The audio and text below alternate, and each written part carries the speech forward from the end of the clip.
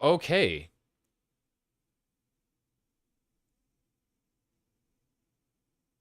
Holy frick, bro.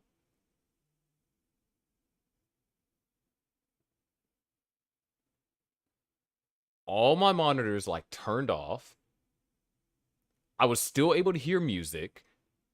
And so and my PC was still running, so power wasn't off. Are we back yet?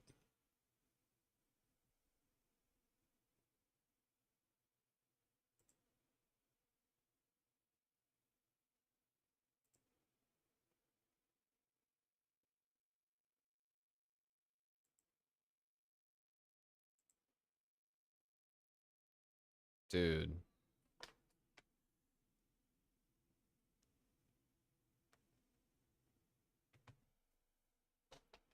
Oh my freaking gosh, man.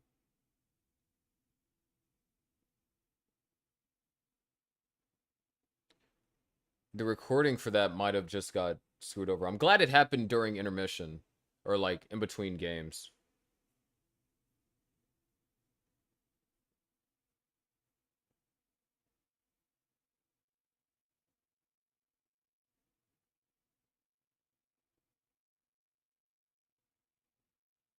Just use the VOD. No, we're not chilling. I have recordings, so then the music is taken out of my recordings, so then they can be edited later in. So if the recording doesn't, the recording is corrupted, then it will just have whatever music I played on on said recording. I mean, it is an NKV format, so maybe the remix recording is gonna be fine up until, you know, the point where things went wrong. Hopefully. Because I couldn't even like end recording or stop the stream. Like OBS still said I was streaming. Like I had to go to task manager and end the task.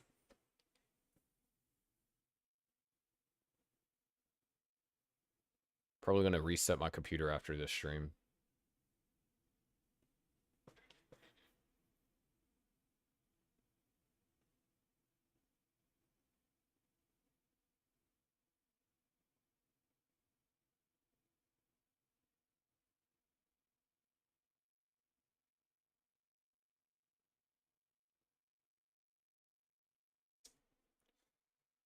Alright, and both players have seeds in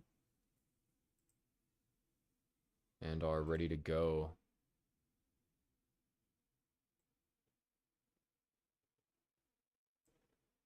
Dude, I'm just so concerned like what it did to my stuff, because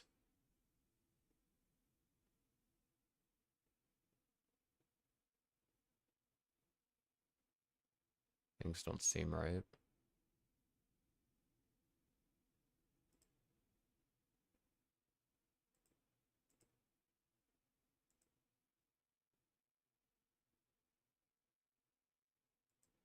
Alright, we do have ready from both players. Wait, I don't see Kitten in the chair though.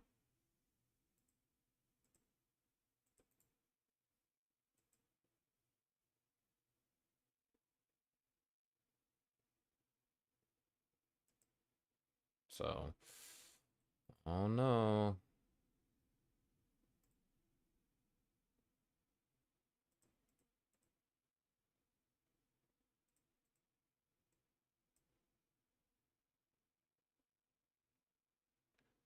Alright, we'll wait till Kitten gets back in the chair, then we can start.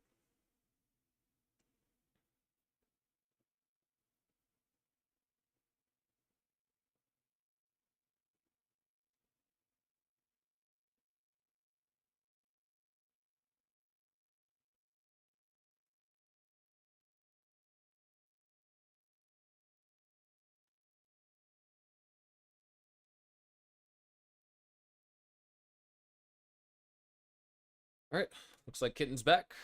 So, Toby, when you're ready up again, we're good.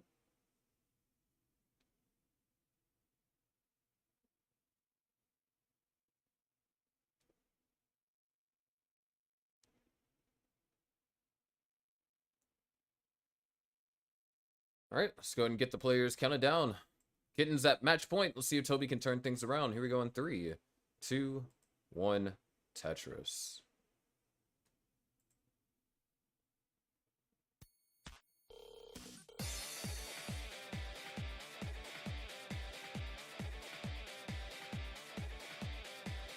Kitten already with a misdrop on the 3rd piece.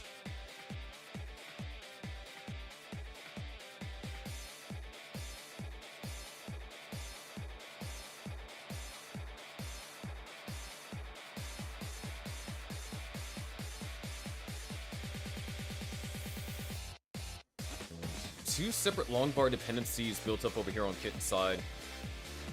Fills in one of them, but was an awkward one to fill in. And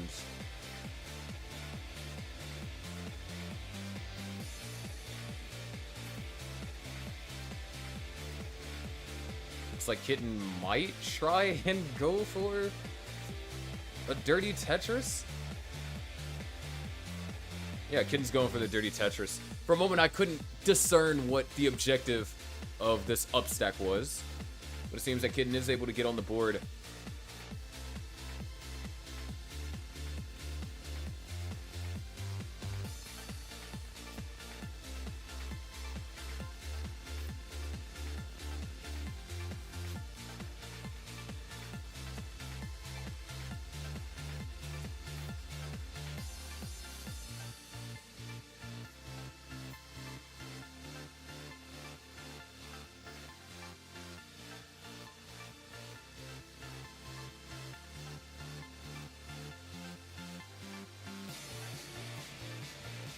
Getting almost back into a traditional one-wheel setup, whether it be left or right.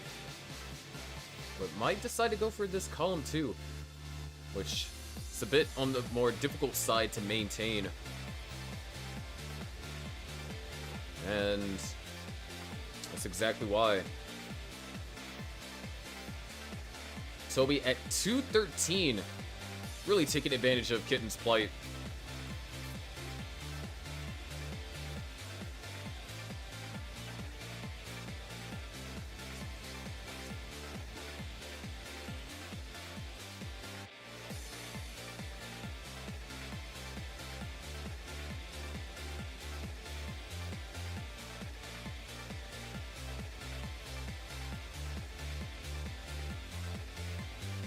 And now it's Toby the one that's having to deal with misdrops as Kitten has a clean board.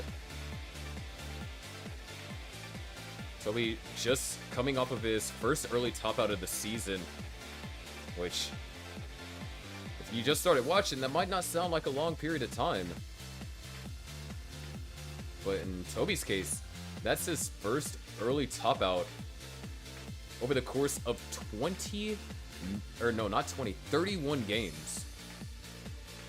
Technically 33 if you count the 2 games from today, which is how you would appropriately assess that.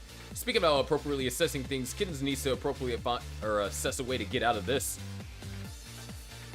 Dirty Tetris is set up and is found. Skimmed, or a burn, is going to open up the right well, and Kitten's fine, like nothing ever happened. Down by 100,000 points, but still alive. Kitten at 183,000, Toby at 267.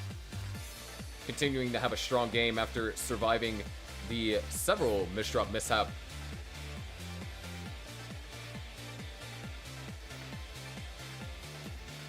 And in all seriousness, sometimes it's just hard for me to appropriately commentate what's going on Kitten's side.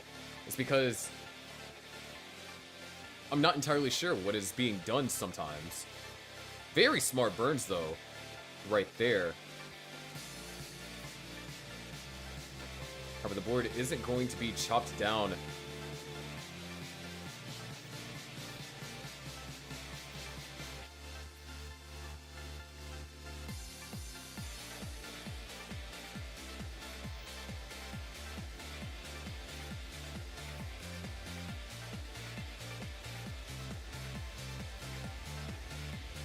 Kitten really going for this left well.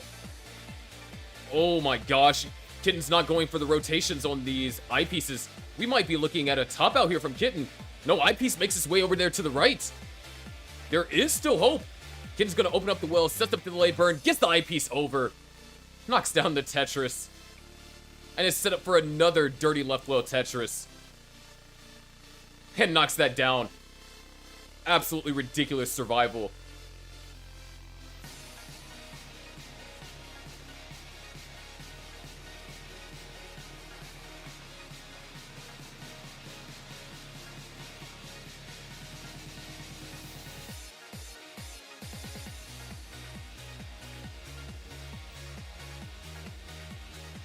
There's Tetris for Kitten.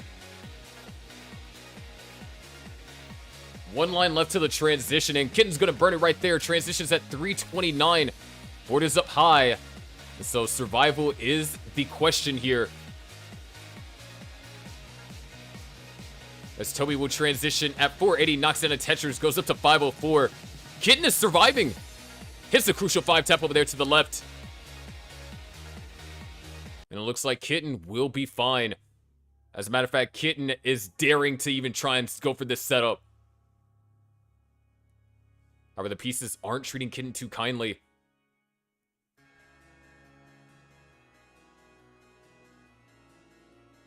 Kitten needs this J piece. Whoa, gets that piece over, finds a clutch J piece. This survival is insane. And there it is, 30 Tetris for Kitten. You can't make that survival up. We're seeing a ton of these crazy plays by these players here in Gauntlet this super week. And just like that, Kitten is down to the bottom and back into scoring position. 419 for Kitten, 589 for Toby. Truly unreal survival.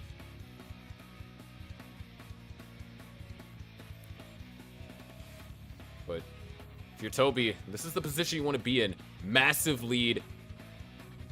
Kitten has to play this out. Don't want to go too aggressive, but you also want to make sure to keep the pressure up. And now Kitten's starting to apply some pressure. There's a Tetris for Kitten. Set up for another one, too. There's another Tetris for Kitten. Toby kind of stuck in this awkward center well.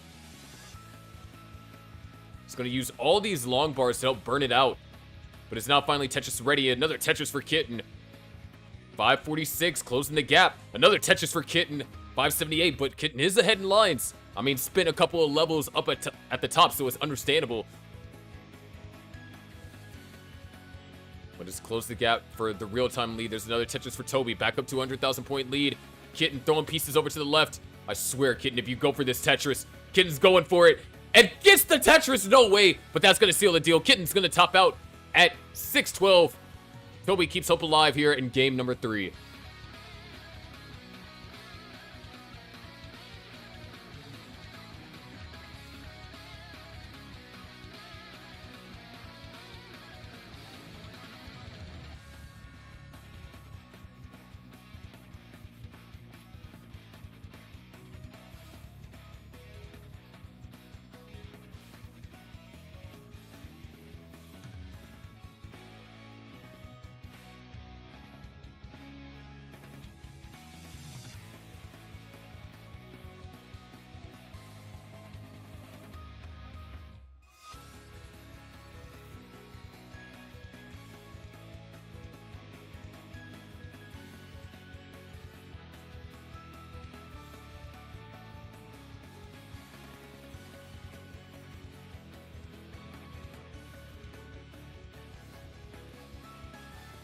All right, got readies for both players. Let's go and get them counted down. We go in 3, 2, 1. Tetris.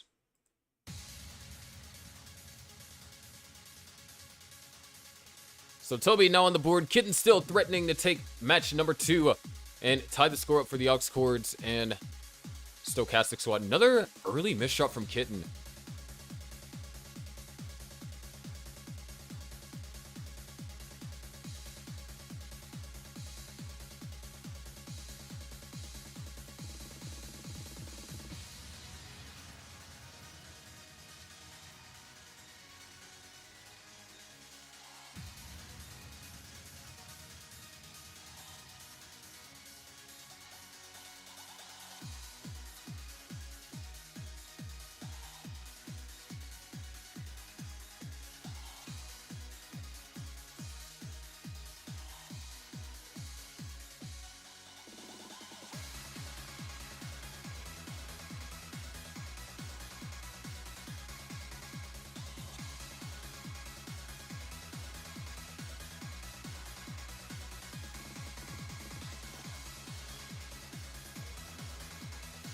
Start the game, both players now with clean stacks. Toby, 120. Kitten at 76,000. A little bit of early game mishap. Nothing like what we saw in the last game.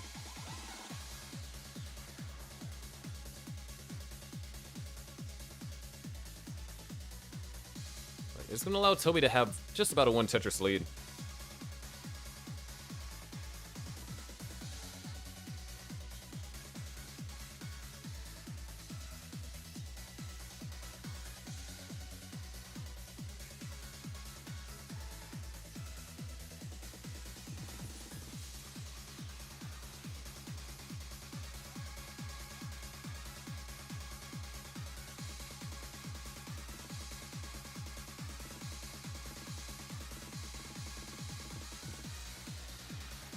Toby, long bar dependency in column 4. So we're gonna be at a tie game situation. Kitten going for a row 2. If anything, what you've seen today is to go by, you should not be surprised. As a matter of fact, Kitten going for a row 2 Tetris is on the tame side of things.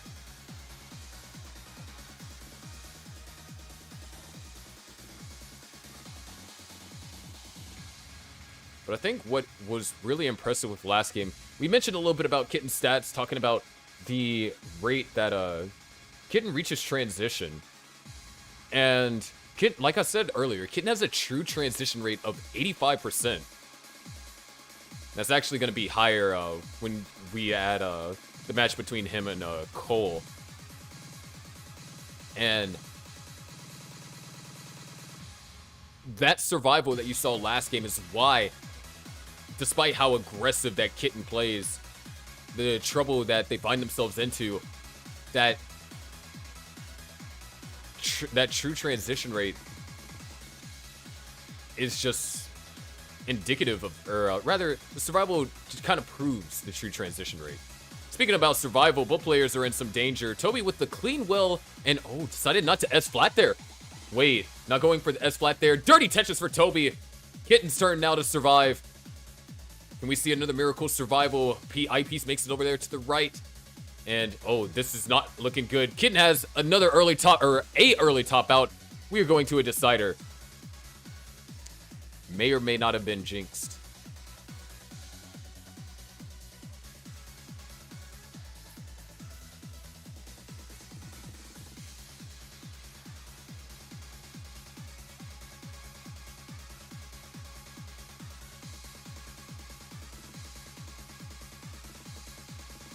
But, decider time.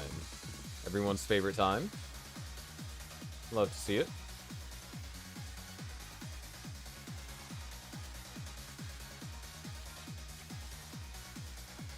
Players are ready. Yep, that's your first elite top out all season, all season. I'm telling you, man, when it comes to Gauntlet, you kind of throw down. I mean, you're 5-2 for a reason. And we are about to head into game number 5, the decider. Let's go ahead and get them counted down. Here we go in 3, 2, 1, Tetris. Here we go.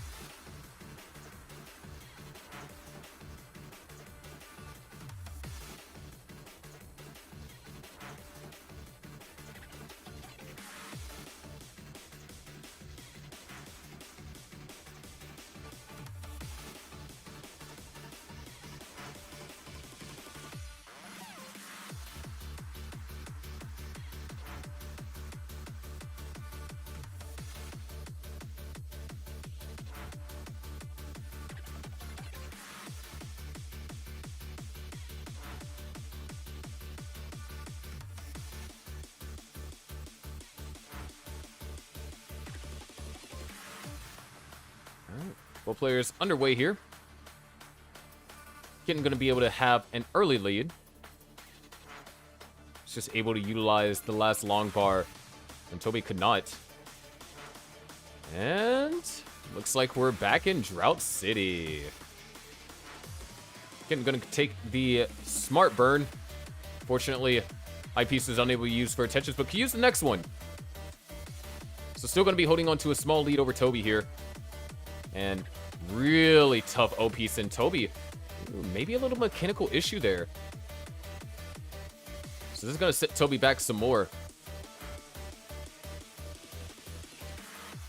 As a matter of fact, this is very dangerous. Eyepiece is going to help. It's going to be a triple. No Tetris availability yet. Another eyepiece is going to help. And all these eyepieces, hate to see it when you're not Tetris ready. That means that Kitten's able to build up a 3 Tetris lead. Make that 4 following that Tetris. So many eyepieces.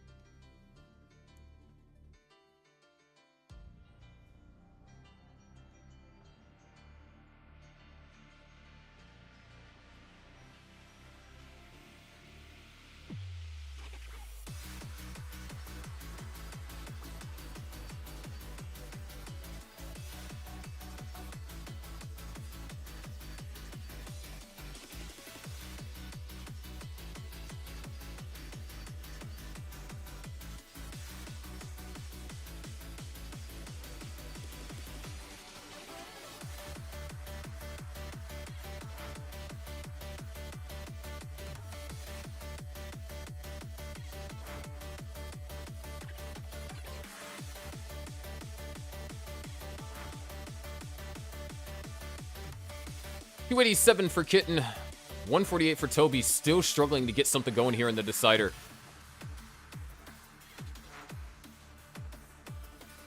And just the timing of the piece is not really conducive for the center well. It's another Tetris for Kitten, officially doubling Toby's current score. Another long bar dependency gets built up over there on Toby's side.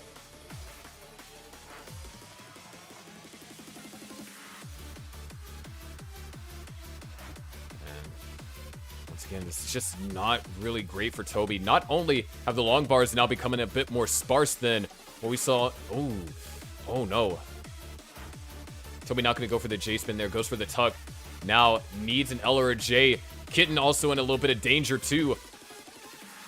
Both players up towards the top of the board. Kitten with a clutch triple, but that Z piece is going to be a fatal hang over there for Toby. Top at 164, unable to really get something going. Kitten takes game number 5. Tying up the match 1-1.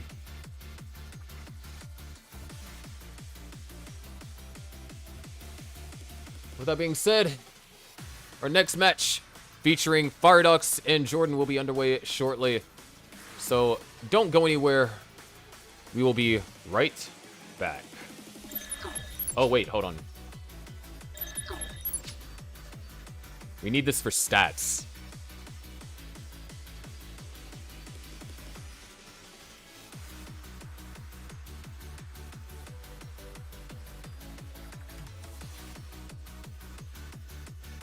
So in the meantime, I'll just wrangle and Toby and Jordan.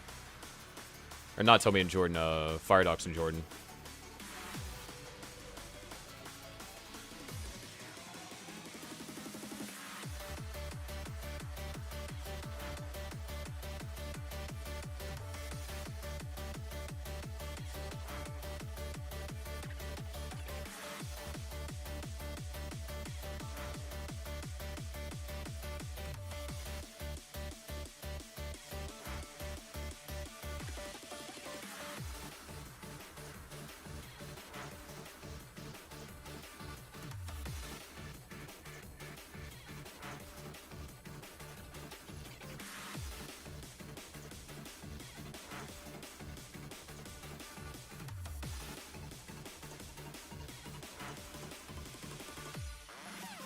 Well, you guys get to see a little bit of behind the scenes of me operating the scene stuff.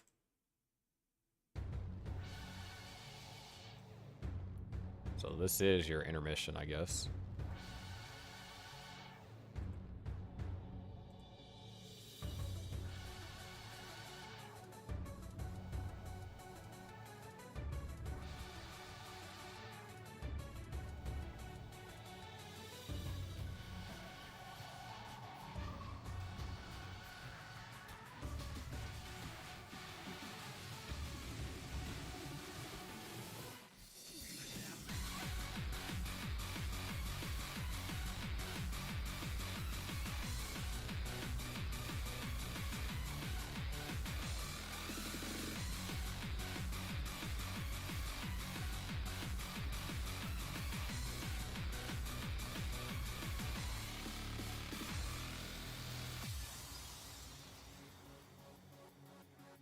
I'll just hide the main board for now, so people don't get confused.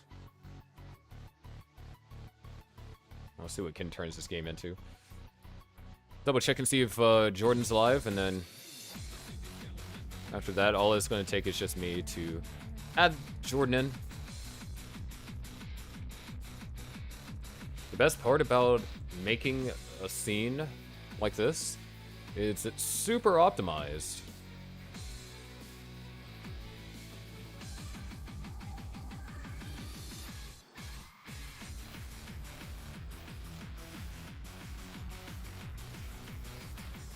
And so it's not going to take nearly any work for me to change it. Kind of like the file that I used to oh, sweet, Jordan is live. Kind of like the file I used to create assets, because all these all the assets that you see, like for the overlays and stuff, they're unique. It's not like something that I plug into a like an asset generator or something like that. I have to create assets for these matches for every single match. The only thing I don't have to create is like the names after they've been created and stuff like that. But like the layout, the intermission screen information, and the host camera screen, I have to create those every single time. And I spent 6 hours on the Photoshop file for this layout that you see right now. And it was for the sake of optimizing it to such a point to where every single element that you see can be customized to its necessary element for whatever match it is, and can be created in less than 2 minutes. Like, yeah, 6 hours putting together the file might have seemed like a lot, but when you consider how much time I save instead of having to like re-customize every asset with the way that I do it, you know, I'd say those 6 hours were worth it. Alright, that's enough about me flexing about my stuff. Alright, congrats, Kitten. See you in your next match in Gauntlet, whenever that is.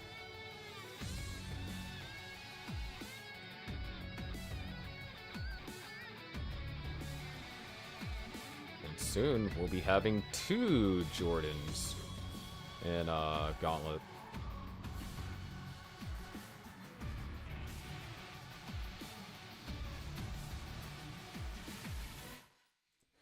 Alright, Firedox and Jordan, if you want SPS, please let me know now.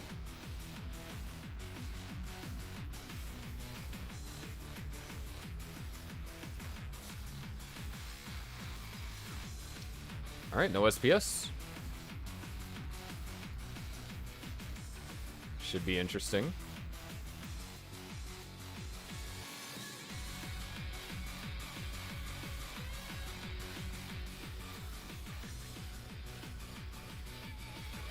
Both players are ready. We're good to go. Look at that. See, I told you, it takes me like almost nothing in order to fix these scenes. As long as players are on a close enough stencil. I'm just efficient with it, dude. Alright.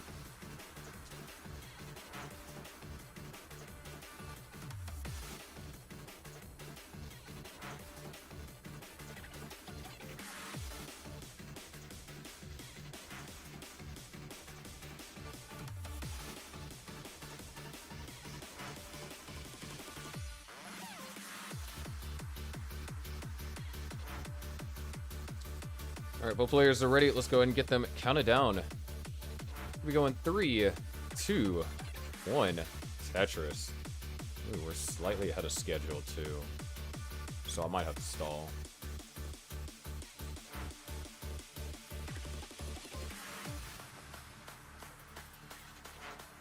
But, we do now have both players underway. Just on the... Thought so.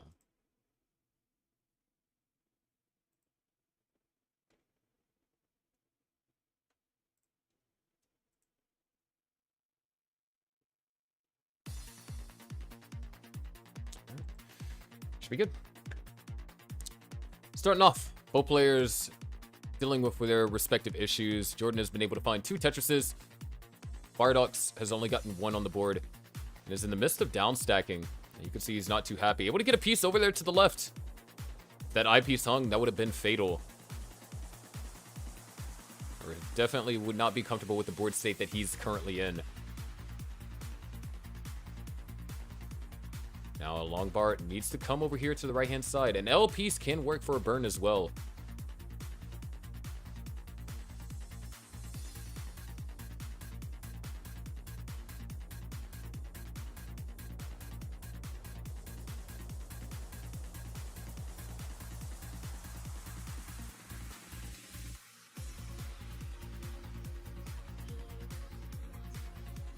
With that, Firedox is clean and is now Tetris ready. Just waiting on the next long bar.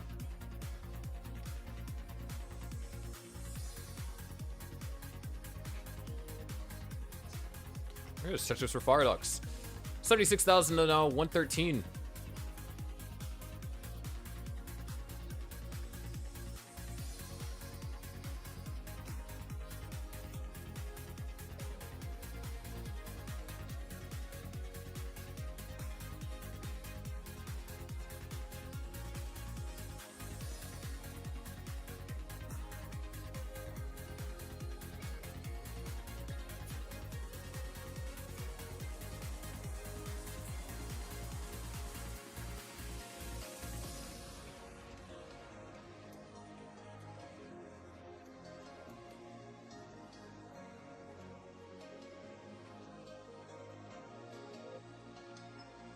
And around the just under the halfway mark, we have 191 for Jordan, 152 for Firedox.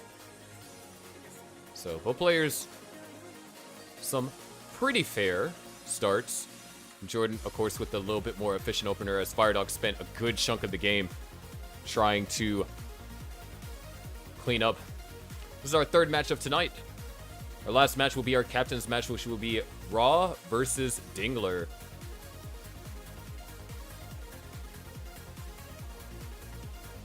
If it goes to a sudden dev, we're going to be doing the best of 1 featuring the captains. On a similar situation, which could have happened yesterday for Drywellers versus Grandmasters.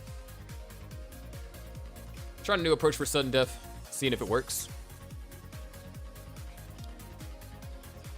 And then we'll overhaul the system properly if and when there's a next season of Gauntlet. That being said, 310 for Jordan, 230 for Firedox.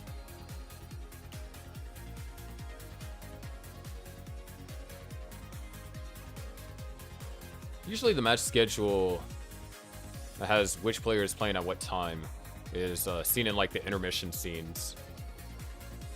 So Ramesh supposed to be playing around, I want to say 7:20-ish p.m. Central.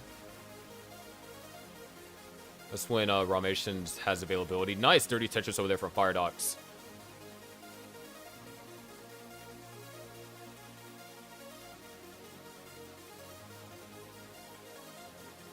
For playoffs, I gotta see how I want to do that, because one of the biggest things about playoffs is not knowing who you're going to be going up against. But I think there might be a way for me to figure that out, a way to balance that, so then teams don't like try and anti-strat after like the match has been settled or match has been scheduled, and build hype towards certain matchups. But we'll see.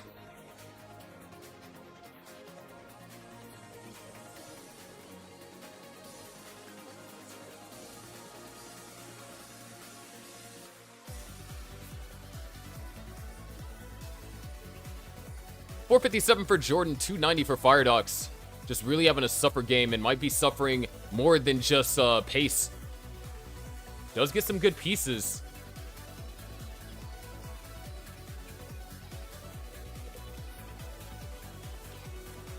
And there it is. Firedox is going to hit transition at 320. Jordan with 5 lines to go.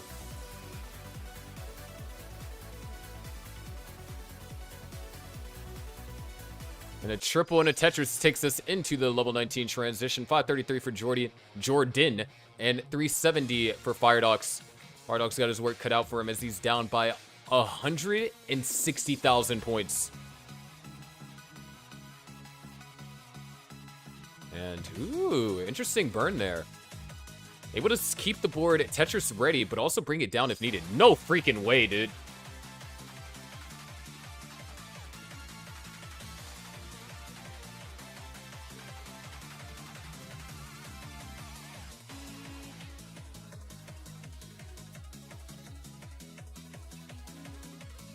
This dude here. 602 for Jordan. Firedox is in Ad Central right now.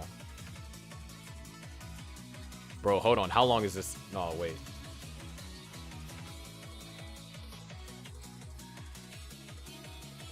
A full 2 minutes of ads? What do you mean? Okay.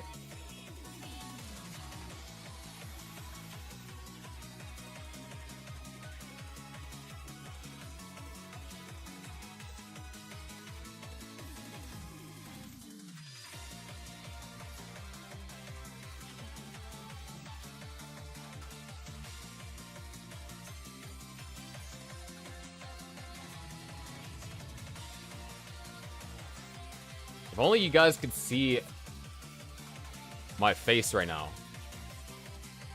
I am not amused.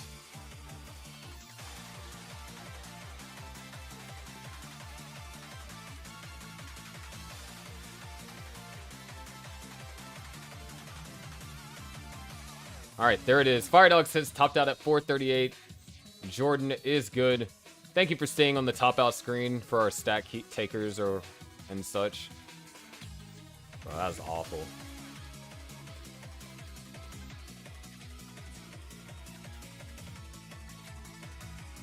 But like, Dingler, good ad timing.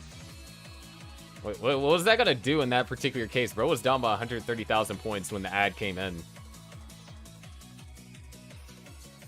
Nothing is happening.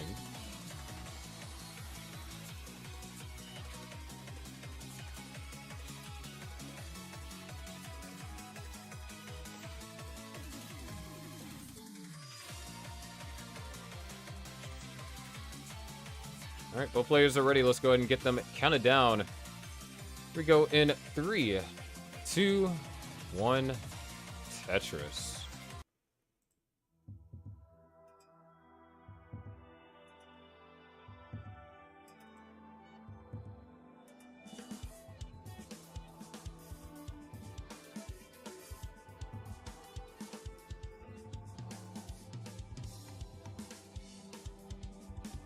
Okay.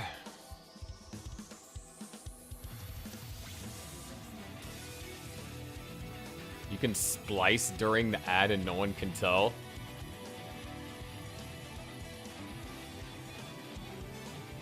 Bro, the timing's just not gonna line up, dude. What do you mean?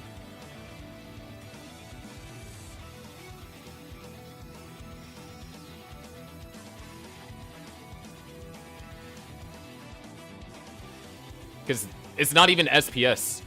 This match isn't SPS, so it's not...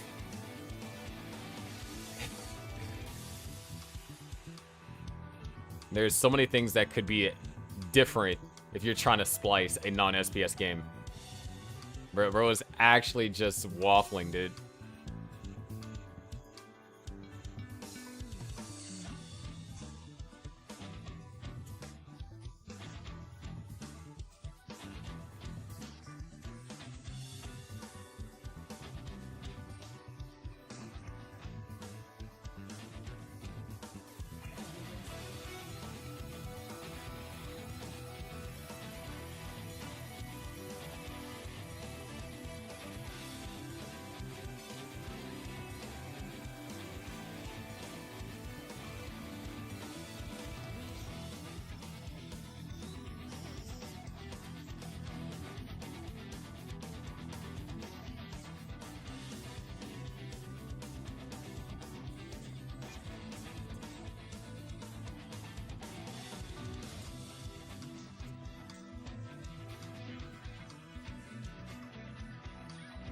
180 for Firedox, 176 for Jordan. So we got ourselves a close game here in game number 2.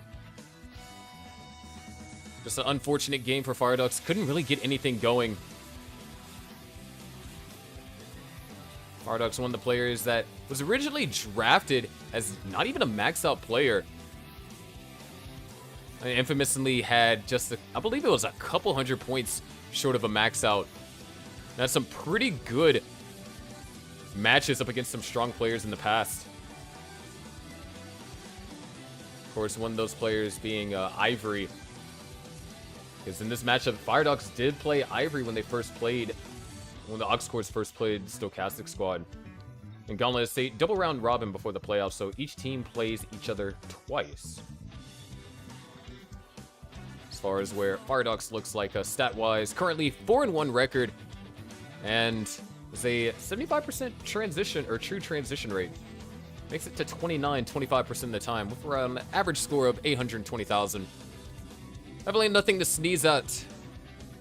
And his opponent, Sar Jordan, with also a 75% true transition rate, and makes it on average to 29 with a 974.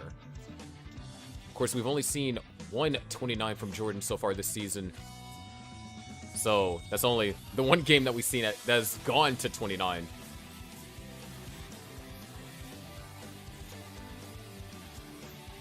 But, so, it's a bit of a, you know, two-way stat. You can take it as like, oh, Jordan's capable of getting basically almost a max every time 29 is reached.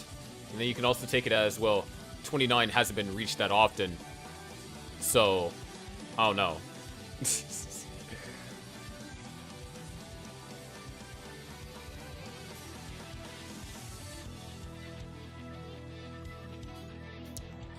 With that being said, 412 for Jordan, 380 for Firedox. Games keeping close here.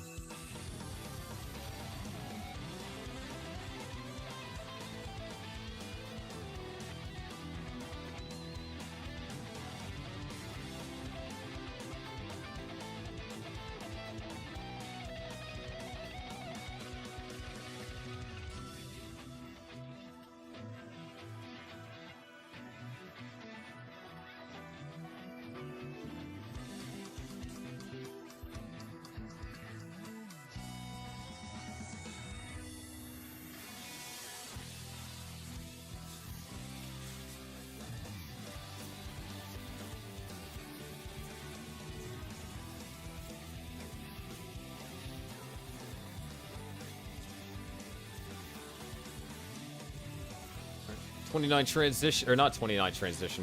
My God, that'd be terrifying. Level 19 transition is looming. 2 Tetrises available for Firedox, 1 available for Jordan. Looks like we will be transitioning at 543 for Firedox, 559 for Jordan. So a complete 180 for Firedox to what we've seen in game number 1. Our game number 2's transitions not starting off too hot, as he's going to have to take some early burns.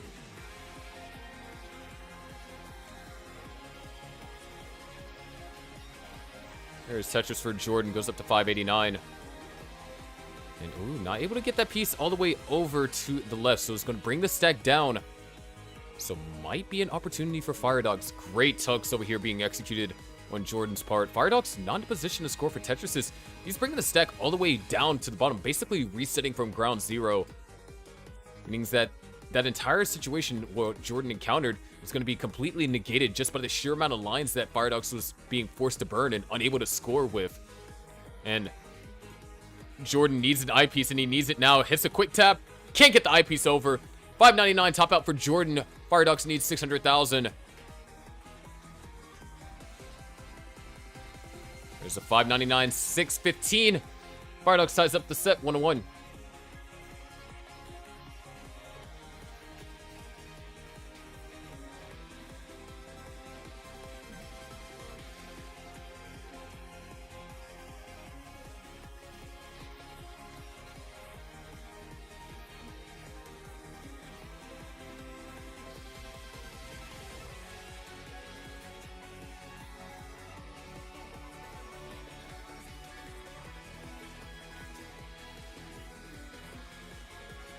Alright, both players are already ready to go, so let's go and get them counted down.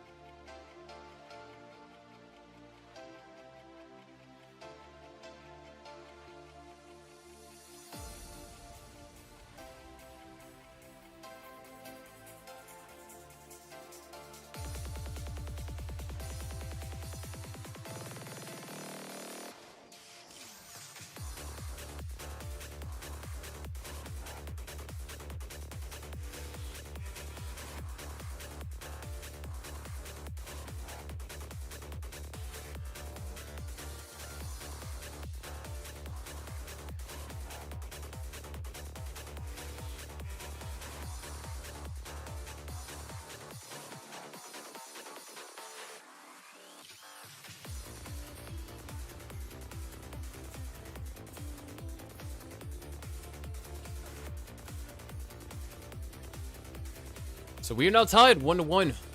First 20 lines in, and Jordan once again with the early lead. Another missed shot for Firedox, and you can see he was a little bit jump scared by it.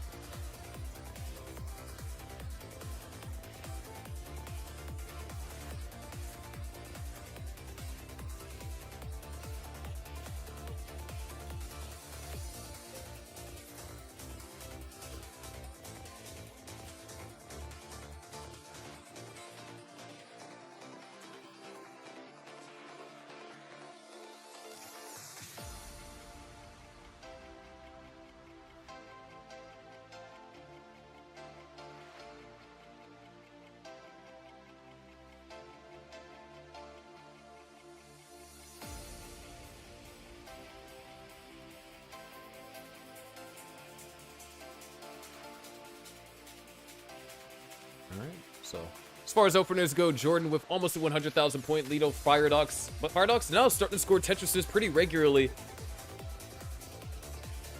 195 for Jordan out of Tetris goes up to 218. 123 for Firedox.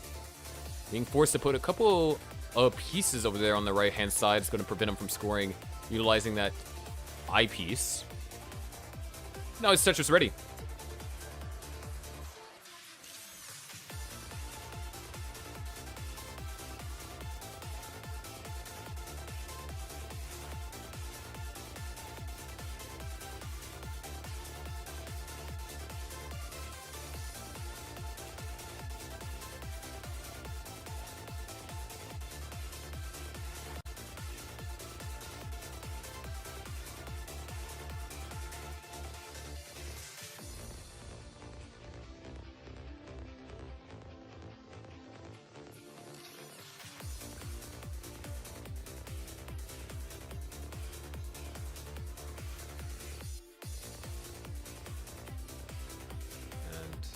Jordan still holding on to this 100,000 point lead. I'm trying, guys. It's been a rough day on me. 222 now for Firedox, 335 for Jordan. Things have been looking pretty stable for Firedox ever since getting out of that opening cleanup. However, opening cleanup was so costly, Jordan's been able to maintain just about a 100,000 point lead. Nice! Overhang over there for Jordan. Accommodates that O perfectly. A couple more Tetrises will be scored.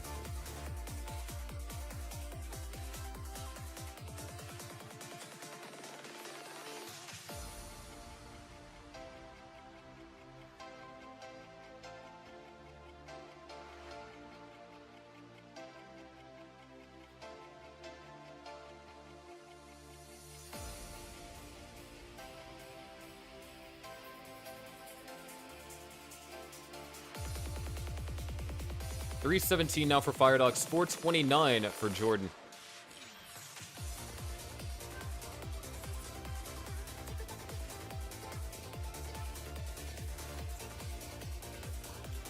There's no Tetris will be scored. We're closing in on level 19 transition with games tied 1 apiece. Whoever wins this will be 1 step closer to winning the match and to giving their team an advantage going into the captain's match. Now, something that I haven't been talking about during this match is the circumstances of these two teams. Ooh, that is a circumstantial misdrop over there from Jordan. Okay, probably not. I don't think that's how that definition works. But this is my attempt to make sure that you guys are paying attention. But anyways, right before, you know, we head into the level 19 transition, the circumstances of both of these teams, whichever team wins this match, I am 95% sure they are locked in for the playoffs, and they won't have to play in the play-in tournament. Unless something happens with the other 4 teams that are at the bottom. But like I said, I'm pretty confident they are locked in for the playoffs. I think the only way that they're not locked in is if whoever wins this, proceeds to lose every single match for the rest of the season. Which, with these two particular teams, I don't quite see it happening. But there it is. 502,000 transition for Firedox. Scores a Tetris immediately upon transitioning. And a 536 for Jordan. However, the board is not in the greatest of spots.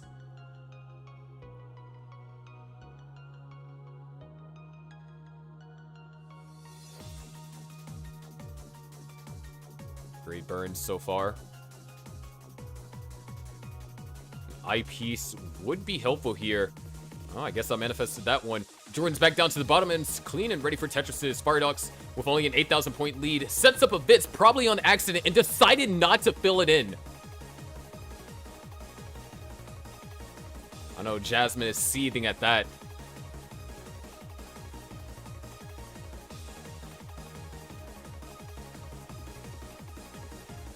But both players now with boards under control. Jordan at 584, 10,000 point lead. And that's 2 long bars that Firedox couldn't use for a Tetris, but the third was the lucky charm. And was able to score it off of that one. Jordan still holding on to this lead as Firedox takes a couple more burns. Another Tetris over there for Jordan.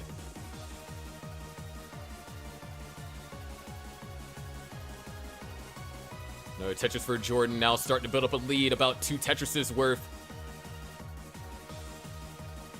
Firedox having to do some burns. Jordan, clean play over the past 2 levels. There's another Tetris, 702 to now 619. And Firedox, those S pieces are not great. As a matter of fact, they're terrible. And he's definitely paying the price for it. Firedox hoping for a good piece to go for a tuck, not going to be able to find it. This is a problem. With a board like this, he's not going to be able to score any clean Tetrises for at least the next half of this level. He's probably going to have to go for a center wheel if he's trying to maintain a certain degree of aggression. And yeah, he's going for it. You can see it, the aggression, the pressure that's being put on him. He's down by 100,000 points, and we are just 4 levels away from level 29. There's a Tetris for Jordan. Goes up to 775. Firedox waiting patiently. Tetris for Firedox. Devil's number at 666. And Jordan at the lucky number 777. Really painting the dichotomy of this match here. Ooh, there's a vocabulary word for you there. Jordan is now in trouble. Can he survive this? Firedox is in a position to potentially overtake. Jordan going for the flat burn. Nice quick tap. However, the recovery afterwards, not going to happen. Jordan tops out at 782. Firedox, you need 783.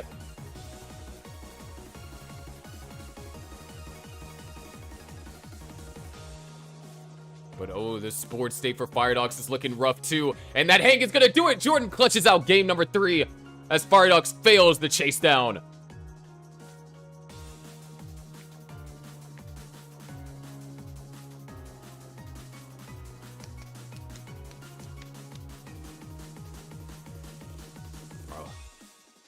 I'd be finding some of the ways to use some of the most crazy vocabulary words in commentary, dude. Like, what other commentator is going to say the dichotomy is on display here? Like, what? No, I might be stroking my own ego there, but it just felt like natural. Of course, we all remember the 2023 topography incident.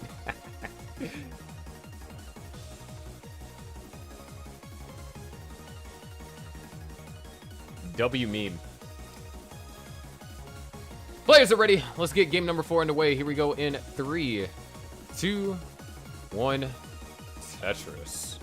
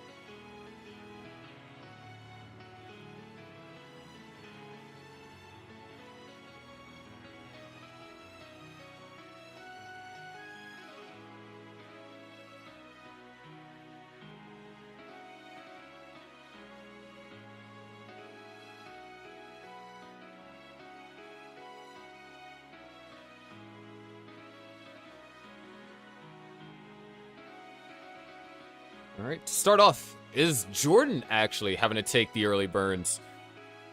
Throughout the majority of this match, it has been Firedox that has been experiencing this early trouble at the beginning of 18.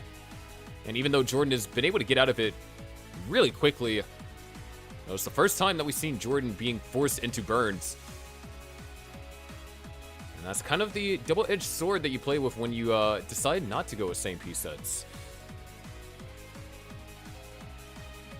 Because Firedox already has 16 bars, Jordan is sitting at 7.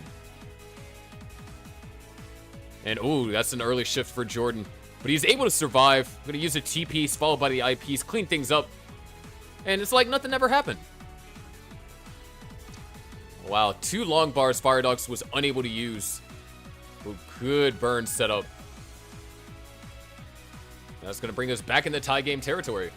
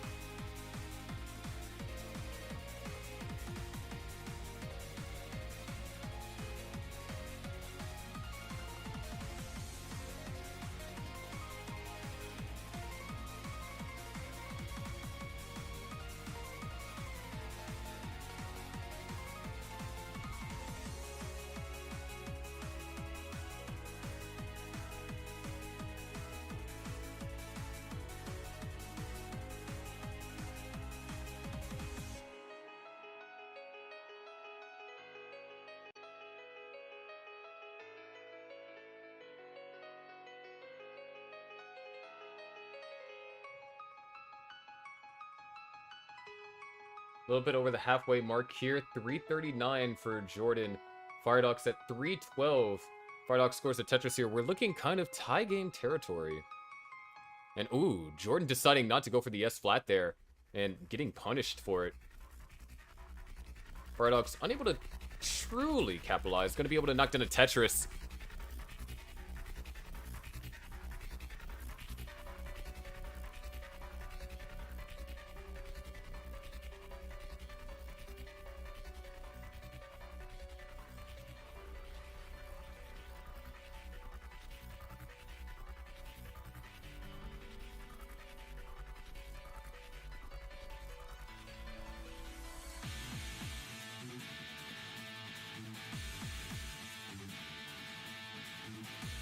There's Tetris over there for Jordan. 414 to now 408.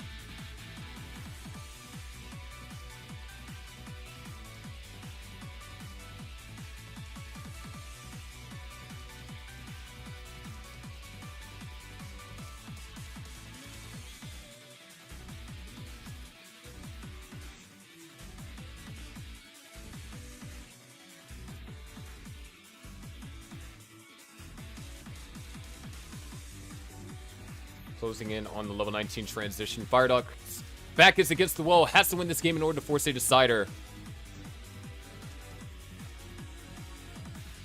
And ooh, interesting placement right there for Jordan. Kind of curious to see if it works out. All right, the pieces fall and they fall correctly. Jordan gonna take a few more burns. So Firedox in a position to increase the lead. We're kind of forced to go for these burns. That timing of the eyepiece was not great. And you can see he's not liking it. We are less than 15 lines away from the level 19 transition. And Firedox with a board like this, he's going to be needing some friendly pieces to get access to the hole and bring the stack in a more manageable position. And that's exactly what he finds. Well is open and covered back up. And now this is a deadly situation. Well is reopened once again. Firedox gets the long bar over. Tetris for Firedox goes up to a 5-on-1 transition. Jordan at 530. Clean, pristine, and ready to be a scoring machine as he's Tetris ready and waiting for the next long bar. Firedox, on the other hand, trying to get clean from this. He's in a dire strait. He has to get that piece over to the left. He has to get some piece over to the left. Unable to do so. Firedox tops it at 507. Jordan takes game number 4, and the Aux Cords now lead the match 2-1. However, the match is not over just yet. We still have one more match to be played. The captain's match. Can Rawmation seal the deal for the Aux Cords and lock in their spot in the playoffs?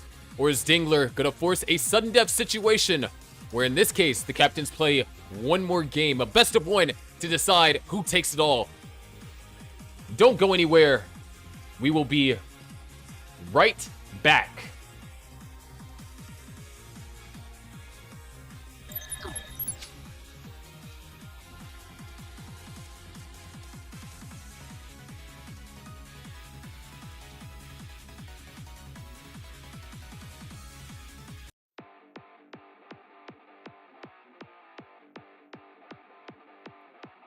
Dingler, in case of scheduling conflicts, because 2 of your teammates aren't going to be able to play.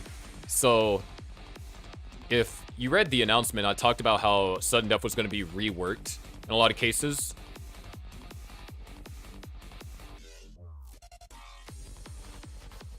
Because, yes, it's a unique and novel idea, but that requires players to potentially come in even 2 hours after their match. So in the case where all players are not available, or the players that would be in sudden death is not available, then it will just be a best of one between the captains. So even more Monkas than it usually is. But on the bright side, same piece sets is required. So unlike in prior sudden death iterations, it was normally played with no same piece sets. Stuff about the line cap means? Not experiencing with that now. But for example, there might be like, you'd have to play floor instead of traditional double kill screen or a halt at, you know, a certain level. It's something that will probably be implemented next season. So then being the home team has this advantage. But I mean, I feel like it's something that's underutilized. We have all these different line caps, and it's just never used because the standard is typically 39 super kill screen.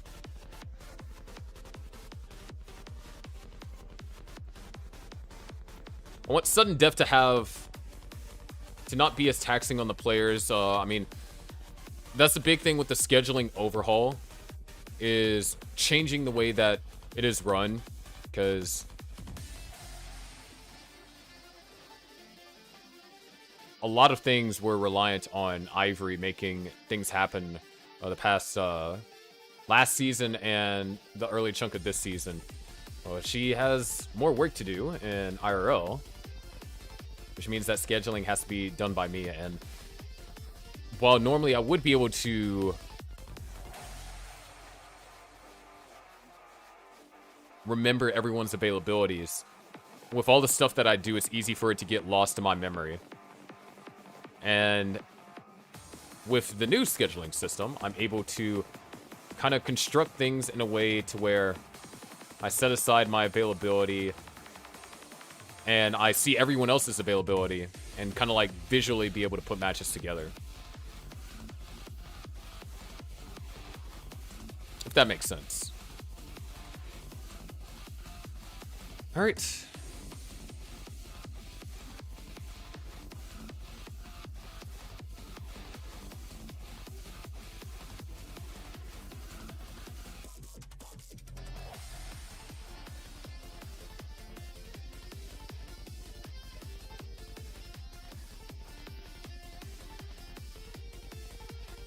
There used to be a time when the only way you could play same piece sets is if you had Hydrant same piece set ROM.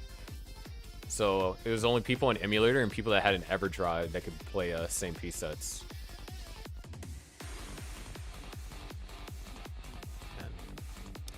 So long ago, dude. How far we have come.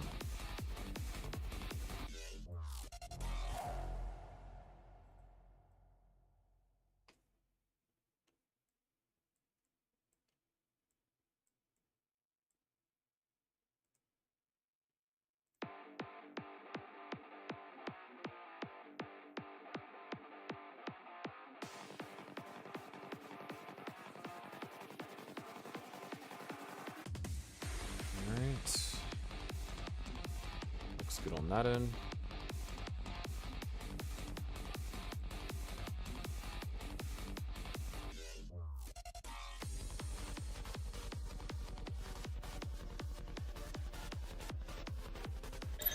We still got about a minute to warm up. But, just wanted to showcase what's happening right now.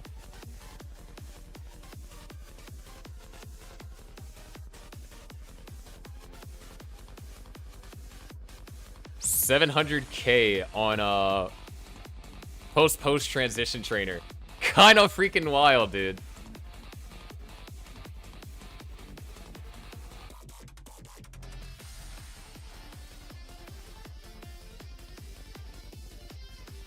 All right, let me make the announcement.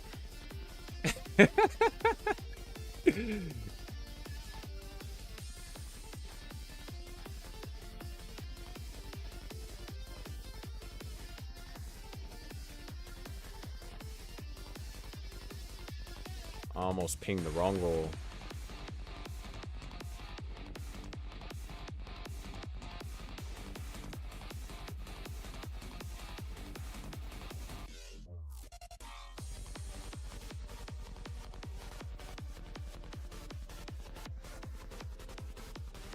All right. Here's your seed. B153D4.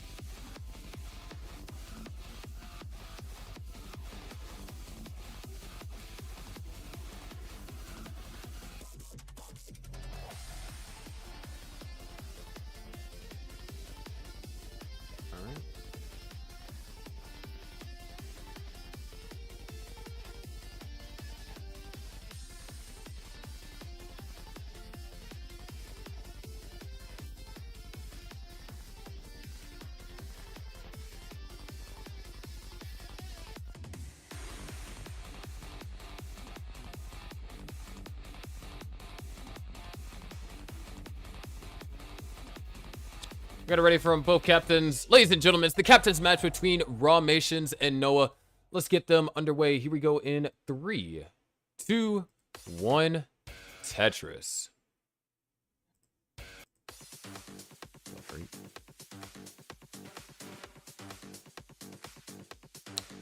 So this is a very important match. Rawmation winning this locks the Aux Cords in for the playoffs. Noah winning this brings us to a sudden death where a singular game will be played between these two once again. And that game will determine which team comes out on top. Which will be a bit interesting for our stats there. But of course, it's not all that's at stake. There's Elo, everyone's favorite thing. Now, when it comes to these two players, obviously captain tier players, Rawmation's second year running the leadership of the Aux Cords. The Aux Cords had a high C. Oh, Rawmations. Wait, hold on. Hits the T-spin. That T-spin might have actually saved it. Check this out. Pieces are going to find ways to burn over there on the right-hand side. Flat placements, beautifully done. It's going to help bring the stack down into a more burnable position. These O pieces are not quite what he's looking for. Has to go for a Z flat. A bit awkward. Potentially wanted to go for a spin there, but decided against it. Needs something flat to go over there to the left-hand side. And these pieces just aren't doing Rawmations too many favors. Able to get another piece crucially over to the left. T-piece is going to keep hope alive. LRJ is wanted. LRJ is needed. Neither is found. It's the J piece, but it's not the right piece. And right now, Rawmations needs an I piece here and now. And that misdrop's going to seal the deal. That's an early top out for Rawmations, as Dingler was also starting to get into a little bit of a troublesome situation. We didn't even get a chance to go into stats or anything like that. Dingler takes game number 1. Oh, what's up, Train? Watching on YouTube. The ad-free experience.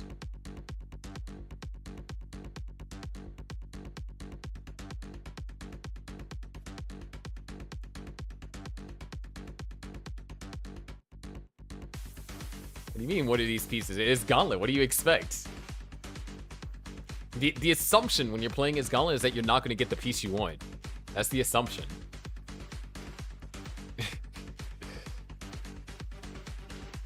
Yeah, increment is fine.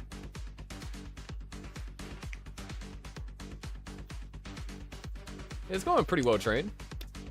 And our 4th match of commentary tonight. Between the captains of the 2 teams.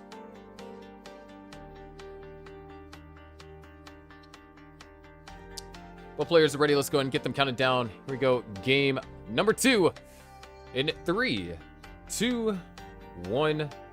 Tetris.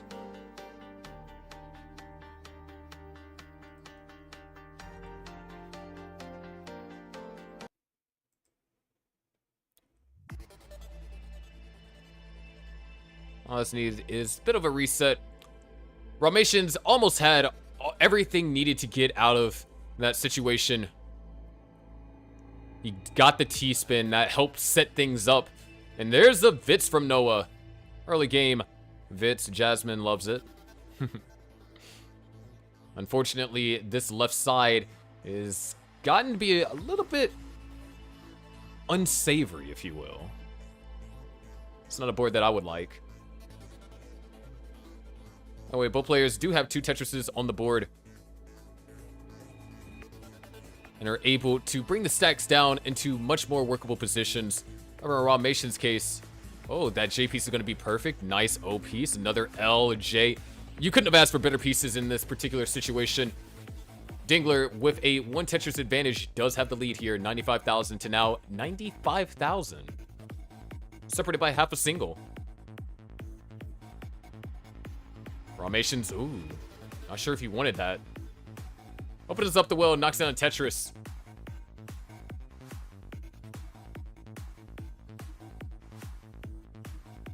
And both players keeping it close here in the beginning.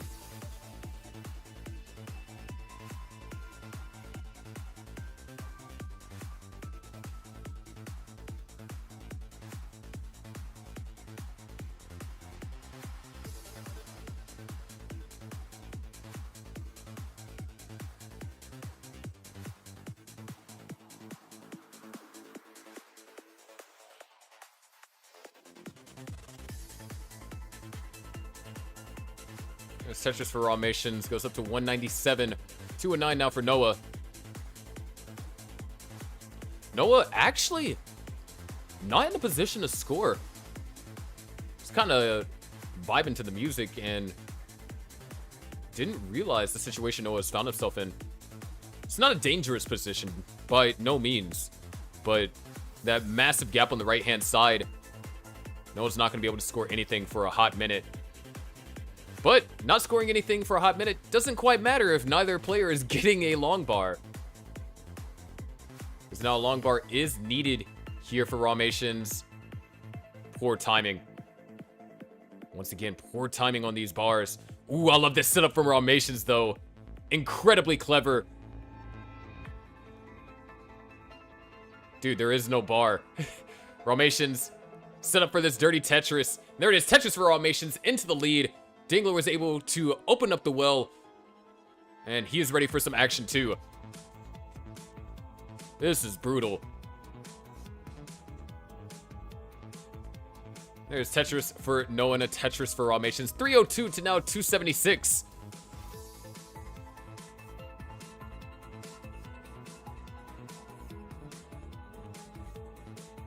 Players are pretty even in score. Noah now having to go for a dirty left well.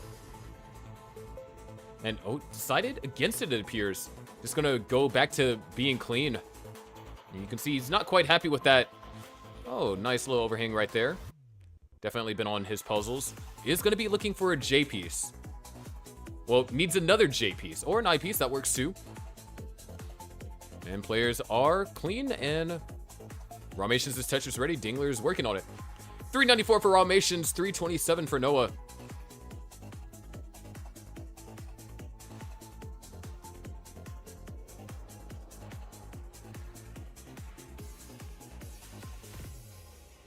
There you go, 440 to now 350. Closing in on level 19 transition. Speed's going to increase.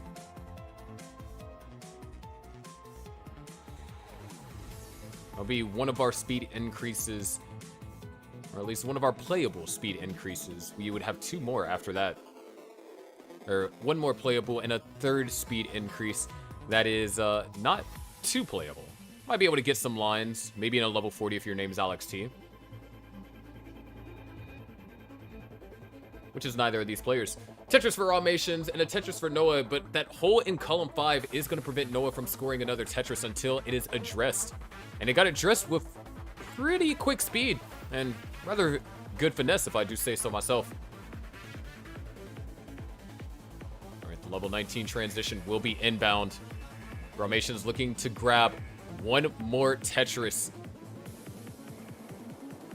And there it is. 40-bar transition. Ramations transitions at 5:03. Dingler still has a little bit of ways to go. There's another Tetris for Ramations. And another Tetris for Ramations. Dingler's holding out. Not liking this. Having to take the burns. And yes, sir. He's facing that same drought. The same complications. Trying to avoid covering up the well. Trying to keep it open for as long as possible. And Noah's going to transition at 482.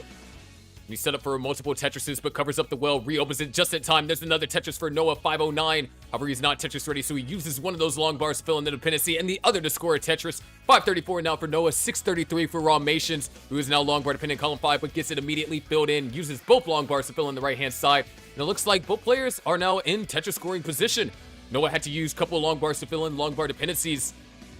But it looks like from this point forward, it should be smooth sailing relatively. 691 for Ramations, 569 for Noah. Or Tetris over there from Noah. Noah is behind by a level and a half. That is something we do got to keep in mind. So, although Ramations does have the real-time lead, the pace lead still going to be a lot closer than what it seems. Another Tetris for Noah goes up to 624. Another Tetris for Noah goes up to 652. However, Ramations starting to bite back. A Tetris for Ramations, 782 to now 682. 100,000 points separating them and about a level in between. Meaning that once we start getting into those later levels here in the post-transition, 3 Tetrises is all that Noah needs. So in terms of pace, we're actually neck and neck.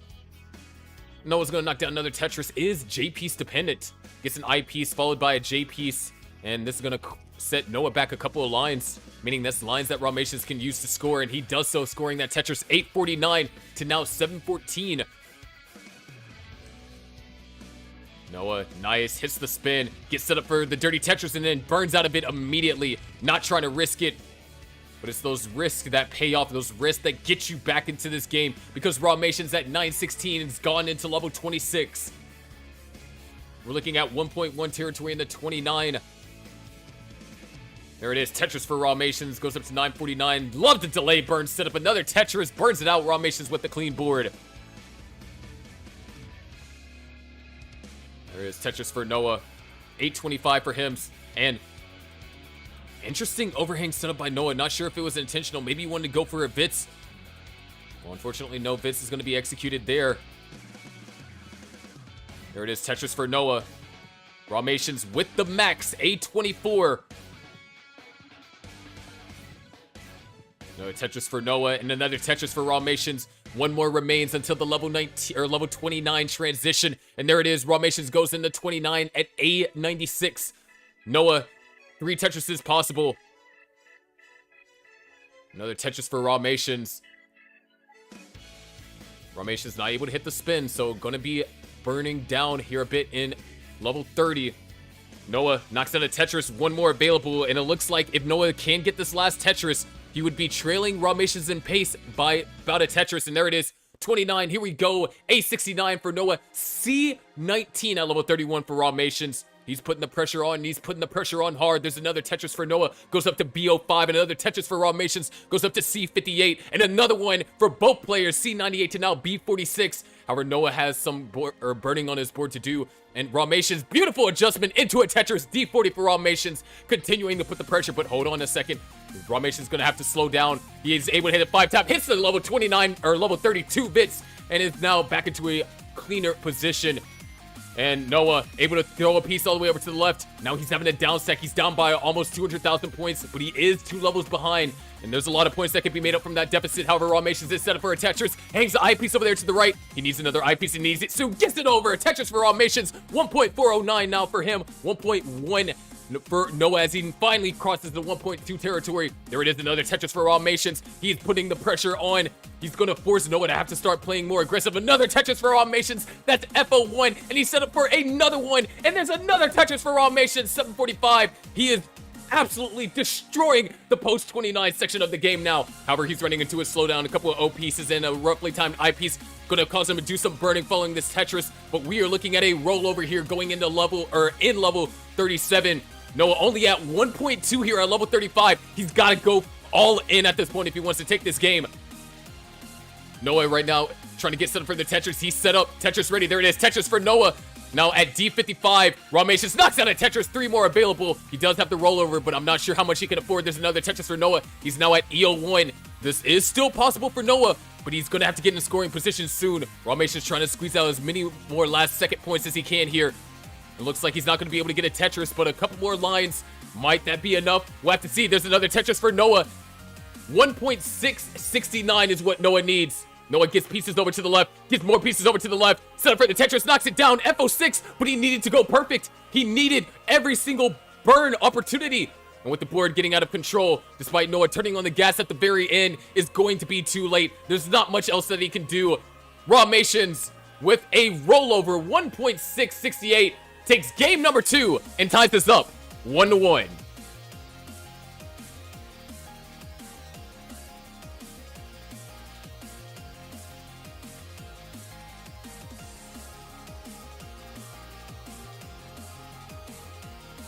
Not bad level 29 commentary, man.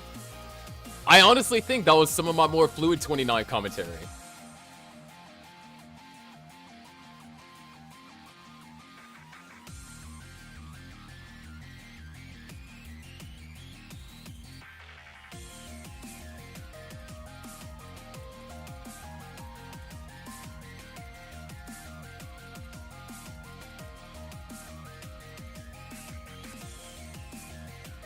What do you mean, why was it so sweaty? There's a lot riding on this match.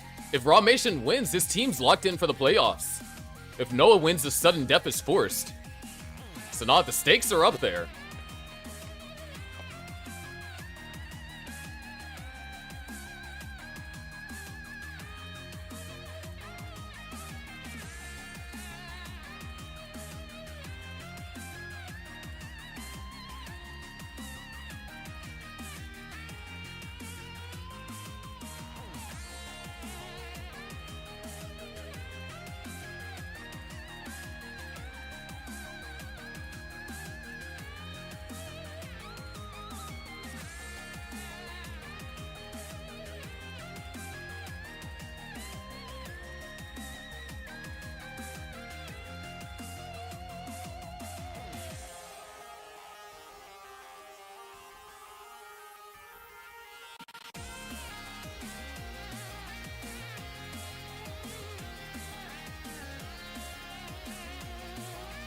All right, we got readies from both players. Let's go ahead and get them counted down. Game number 3 underway.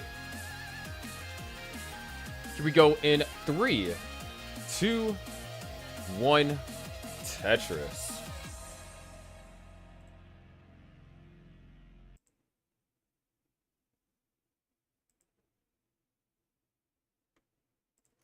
Beautiful game played over there from both of our players. Rawmations held on to that advantage throughout majority of 18. Actually, when you really look back at it, Rawmations didn't have that supreme of a lead going into 18. Even on 19, players were pretty even on the post-transition. Noah was only behind by a Tetris at the time whenever he reached the level 29 transition. But oh man, that post-play from Rawmations was nothing short of phenomenal. Hello, that is not the song.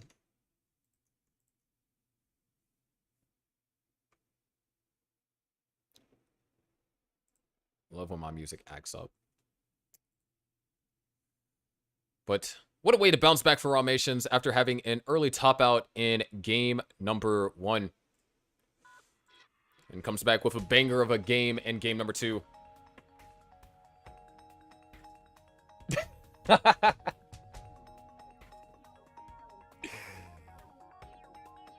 You're all good, Ballet. That's funny. Starting things off, Rawmations with a little bit of an advantage here. Only a Tetris. But as we saw last game, about 2 Tetrises, even though they would have to be high-level Tetrises, was the difference. Players were pretty even when it came to the post-transition. But it just goes to show, Rawmations is still going to be a threat.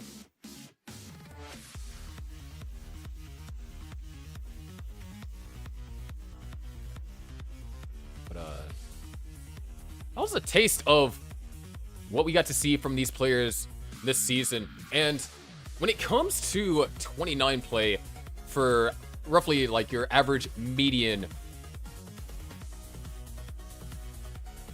Wait, I don't even think I have this. Oh, yeah. When it comes to post 29 play, from all the stats that we have so far, these players are on pretty even wavelengths. The average post-29 play from Rawmations is about 148,000, and the average for Dingler is 133,000. Now, obviously, what we just saw there blew those averages out the water, and whenever these stats do get implemented, it's going to definitely affect those. But it's definitely something that you can see that these players are very close, not even just in that particular metric, but in other things, like the average transition for both of these players. Dingler actually has the advantage in that, transitioning on average with around 1,050,000, while Rawmations sits at around 1,011,000. As far as matchup goes, if you really want to take a deep dive into the stats, it's a very close matchup. And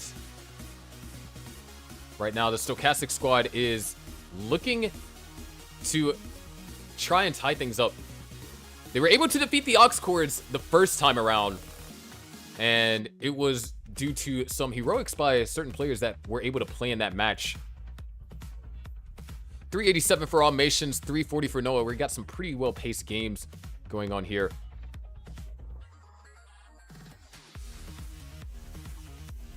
But if you were to really go back in the past and take a look at that match, you know, the Aux Cords falling short to the Stochastic Squad. You had Fire Dogs able to take out Ivory. Cobra, before he was even a high-profile roller, still had a 1.1 at the time, being able to defeat Noel. And then you had Noah, in this particular case, defeat Rawmations. And that was a 4-game series. Well, a lot of time has passed since then. Players have gotten better. The stakes have gotten higher. Aux Cords, of course, looking for revenge. And that's why, even though it does take a while, the double robin is always interesting. Double round robin is always interesting. You get to see teams have a chance to show that that first matchup wasn't a fluke. Or to show that maybe if it were to go into a playoff series, they would end up winning.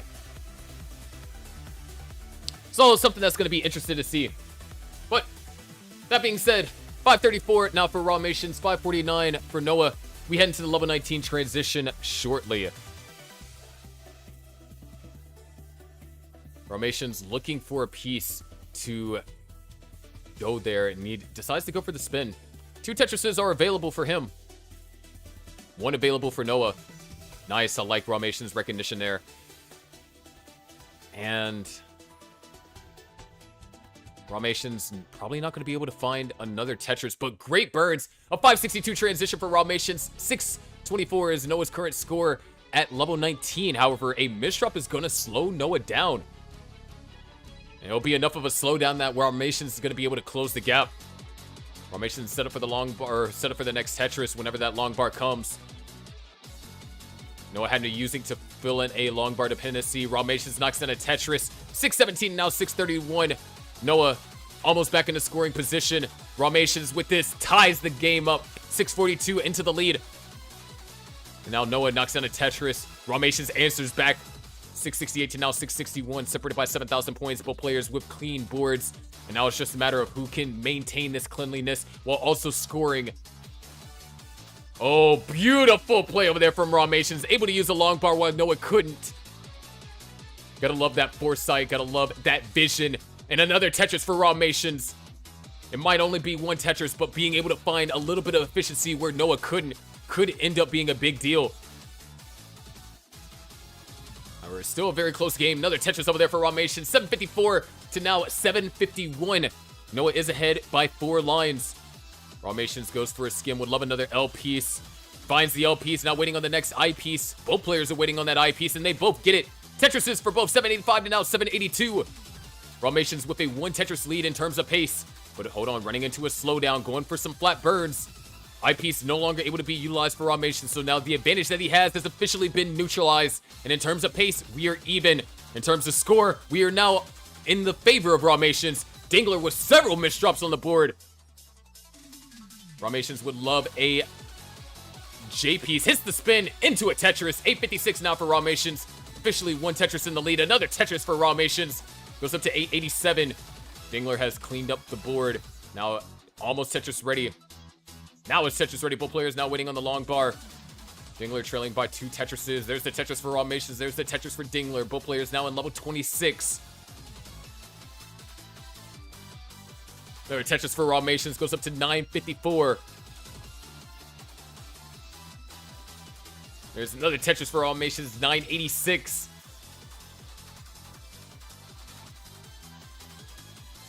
One more Tetris will give us the max for Rawmations. 2 will give us the max for Noah.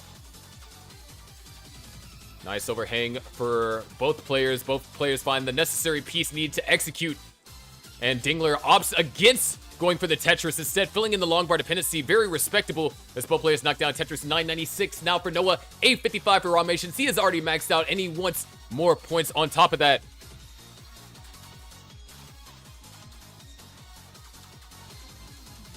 There it is, Tetris for Rawmations.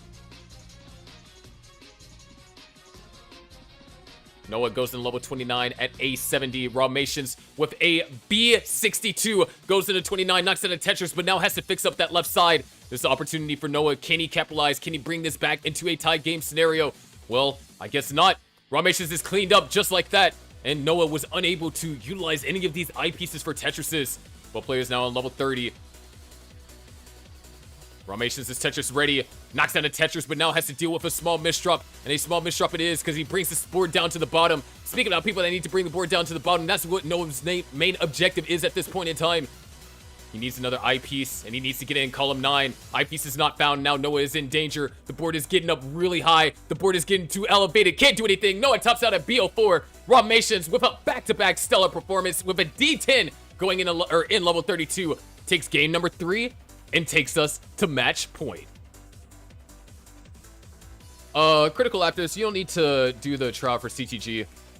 I'll be making announcements in the Discord after this match is over with the new players added to teams. Technically, you can already see what team you're on if you go and look at the stat sheet.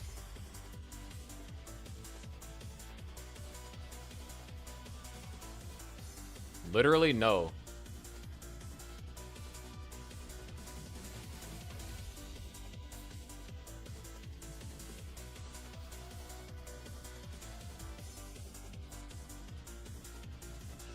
Yeah, of course I'm sure. I mean, I'm the host of Gauntlet, so whatever I say goes.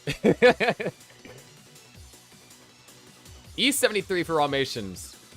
Quite the game.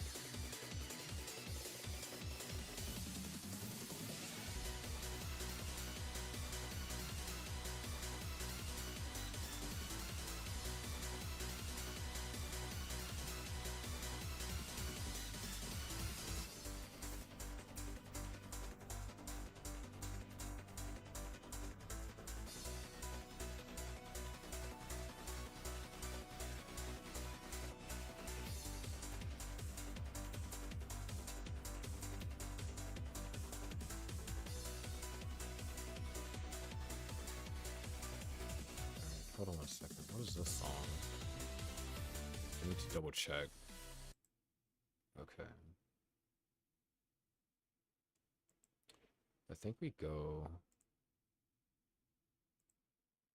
We'll go this to Sister Synchronicity into this. Okay. We got it ready for both players. Let's go ahead and count them down.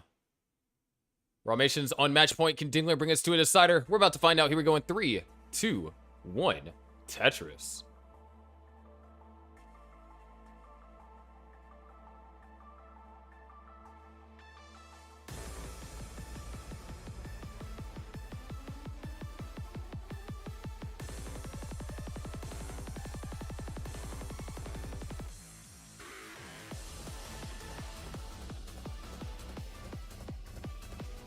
And already start off, Noah has taken 3 burns. And Ramation's going to be taking a lot more than that. However, I do like the setup that Ramations is going for here. He's the first to knock down a Tetris. And he's already built up for a row 2. Dingler gets his first Tetris on the board. Ramations gets his second. And Ramations could actually get a well transfer.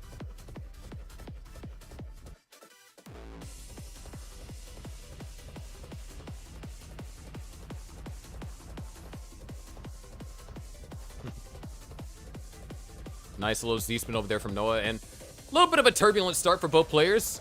Ramations was able to make the best of it. Having to take fewer burns than Noah. As far as where we stand, it's like we should be pretty comfortable here. Well, I say that. Noah has a long bar dependency over there in column 1.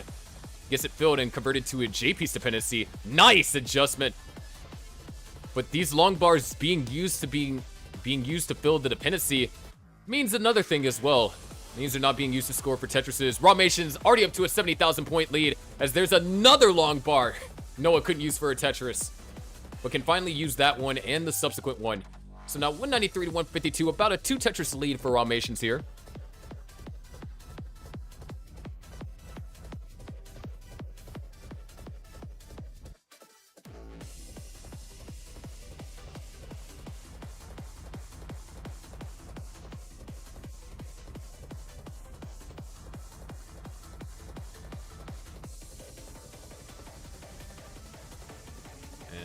Looks like players should be in a pretty comfortable position. Ramations is L dependent.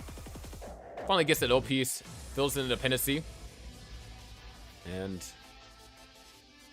yeah, the story of this match so far has been Ramations has had a early top out in game 1, and you know, it's his first game back in Gauntlet. It's a different environment than what you're probably used to when you're playing in CTM or CTL. But then Ramations remembered the absolute demon that he can be, and just had a stellar games 2 and 3. Or not, yeah, stellar game 2 and 3. Dingler, on the other hand, game 2 for him wasn't bad. It's just Ramations had a phenomenal post 29. And Ramations with a phenomenal cleanup. Rather on the efficient side. Normally a misdrop like that, you'd be spending several lines burning, but Ramations is already out of it. Going to be holding on to a Tetris and a half lead, too.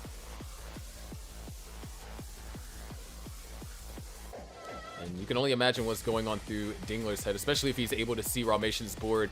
He sees, you know, these misdrops happen, and looks back over and thing is clean like nothing was ever wrong in the first place. However, there is something now that Ramations might be spending some time with. Just a roughly sequence of pieces.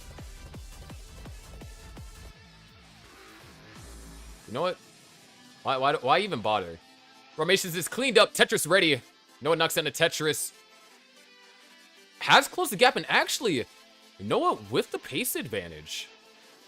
If he's able to score a Tetris, yeah, this is going to put Noah into the lead. 429 now, 422.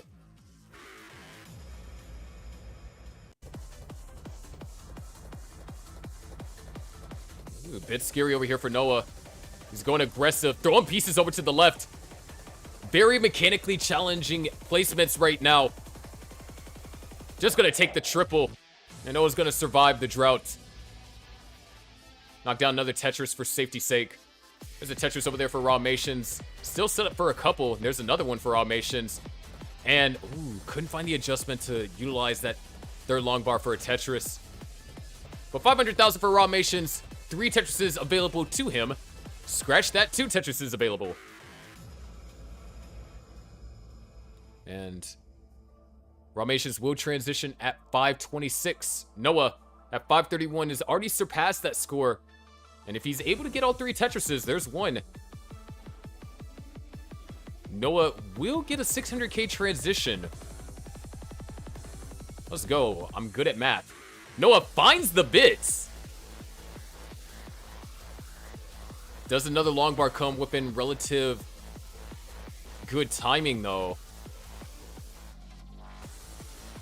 And no 600k transition. But is going to have... Oh, wow. Already caught up to Ramations right there. 651 now for Noah. 607 for Ramations. This is the first time that we've reached the post-transition where Ramations has been down in pace. But, of course, it's not over until it's over. Both players are stacking up for Tetrises and are Tetris ready. There is Tetris for Noah and a Tetris for Ramations. Keeping the pressure on Noah. He might be ahead in score and ahead in pace. But with Ramations being ahead in lines, Noah's going to have to continue to keep up this efficiency or he'll soon fall behind. Ramations currently in the lead, 719 to now 706. But following that Tetris from Noah, Noah reclaims the lead. And Ramations takes it right back. Now there's a long bar dependency on the left-hand side. Left side dependency is filled. Ramations looking for an L or a J. Got a couple of different combination of pieces. Makes an adjustment. There it is, Tetris for Ramations. 779 to now 817. Dingler having a phenomenal post-transition. Nice adjustment for Ramations, creating the long bar dependency intentionally, and then filling it in with subsequent line piece. This is Dingler's game to force to a decider. This is Dingler's game to take it all the way. But the concern is the 29 play. What will transpire? 872 now for Ramations. 904 for Noah. Noah behind by about a level. So we are looking at a max out in level 25. Heck, another Tetris and some change, and we will be seeing a max out for Noah. 2 Tetrises, and we'll see a max out for Ramations. However, pieces aren't necessarily cooperative right now. Both players encountering some issues on that latter end of level 25. There it is. Nice. Over there for Ramations. Not going to be able to score. Oh, no, he can score Tetris. He's set up for the row, too. Tetris for Ramations goes up to 983. Noah right now at A11, so he has maxed out. He's on level 26. Ramations with this next Tetris will max out here in level 27. And, ooh, I like the approach over there from Ramations. That was quite sneaky. There it is. Tetris over there for Ramations. Beautifully executed setup. Another Tetris for Ramations.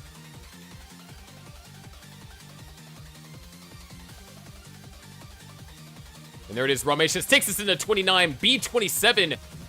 Soon it'll be Noah's turn. Noah set up for the Tetris. There's the Tetris for Noah. There's the 1.2.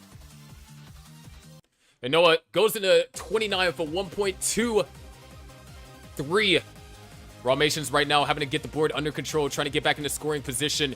This is the first time we've seen Rawmations this match down in the 29 portion of the game. Normally, he was the one that's pushing the pace. He's the one that was making Noah play up to his level. And now it's Noah's turn. It's his turn to be in the driver's seat, but Rawmations going to start fighting back. There's a Tetris for Rawmations. Brings the board back up to the right-hand side. Noah right now at C84. Rawmations at C06. Noah trying to get set up, but no, he's just going to burn down. Rawmations is set up, knocks out a Tetris, C49. Hot on Noah's tail, now down by less than 2 Tetrises. Rawmations set up for another one. And there's another Tetris for Rawmations, C89. Noah's going to knock down one, or no, that was a triple, I believe. Not a Tetris. Noah only goes up to D12. Nice flat burn over there for Rawmations. Tetris ready. Noah's now also Tetris ready. Tetris for Rawmations and a Tetris for Noah, but Rawmations now having to do some burning. Noah, on the other hand, Tetris ready following that skim of the T. Rawmations back in with the board under control, looking to get built up. Noah can't find any success with these pieces. Rawmations now Tetris ready. Holding out for the long bar, goes for the triple. Not playing with fire. He knows that he's in the advantage in this match, but he's at a disadvantage in this game. 1.4 is for both players. E flat to basically E12. Great burn over there from Rawmations. Knocks down oh no! Rawmations hangs and tops out at EO2. Dingler with a clutch performance. Phenomenal. 18, 19, and 21. The whole 9. Takes game number 4, taking us to a decider.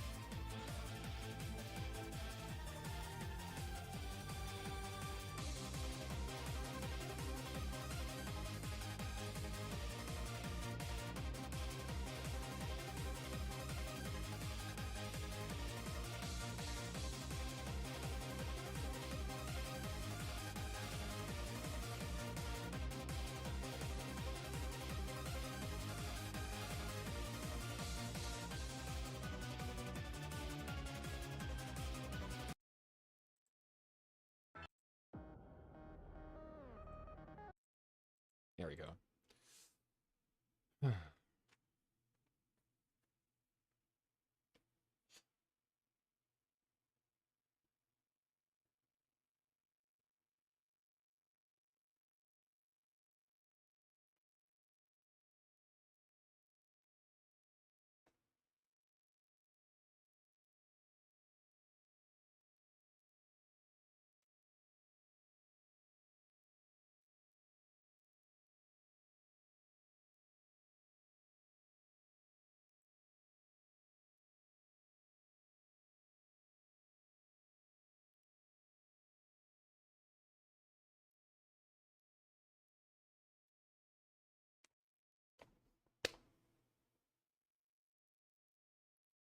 All right. Once we got the seed in from Noah, we can get this match counted down.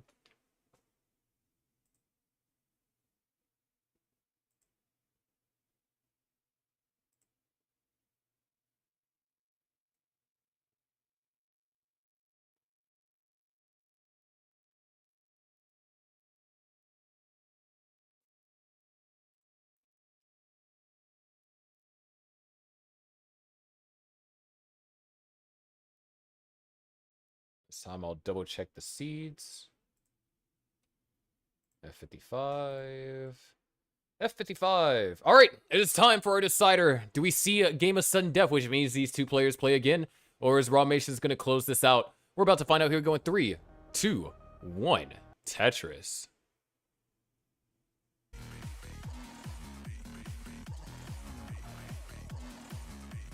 Identical stacks so far. Yep, perfect Clone-tris. All right, we got some differentiation there, and Rawmations' differentiation turned out to be the better one. No burns have been forced on Rawmations just yet, and oh, Sully wasn't quite too happy with that, so he's going to be forced to take a couple of burns here. But either way, one less burn than Noah. And oh, unfortunate timing on that eyepiece.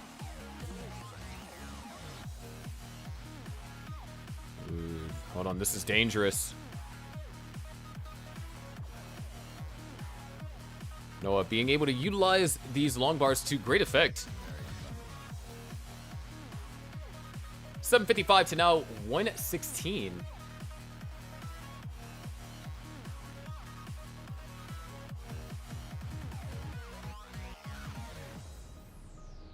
Ramation is going to be trailing by about 2 Tetris, nothing serious.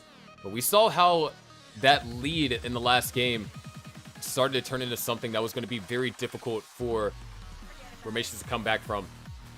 But of course, it's depending on Noah obtaining this degree of efficiency.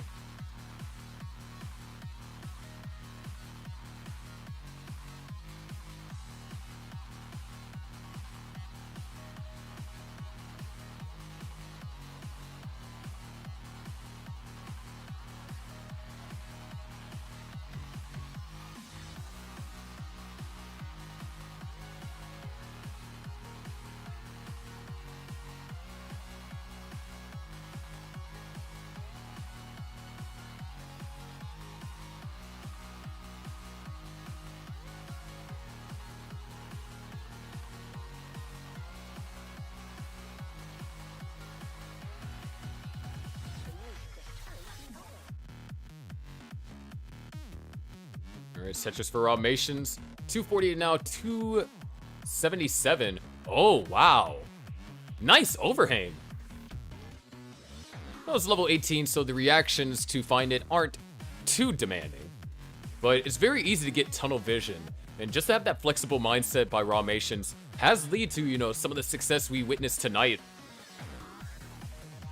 But this is the situation that we're in. No matter what, Ramations only needs to win 1 game in order for the Aux Cords to win the match. Noah not only has to win this game, but has to win the sudden death game as well.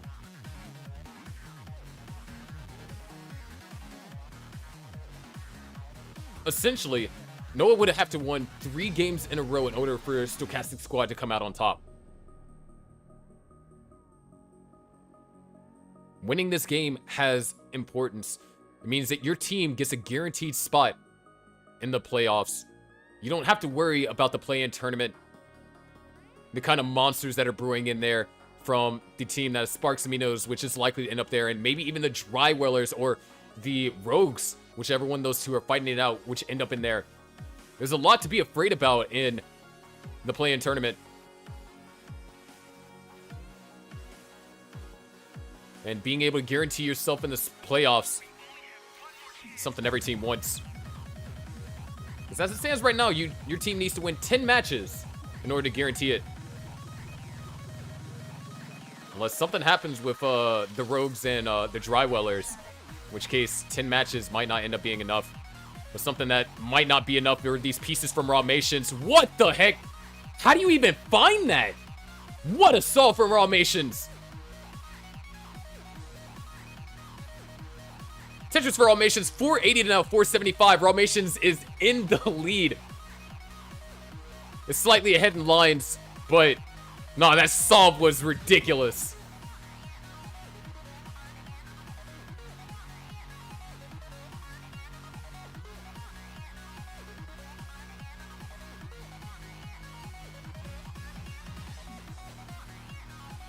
But ladies and gentlemen,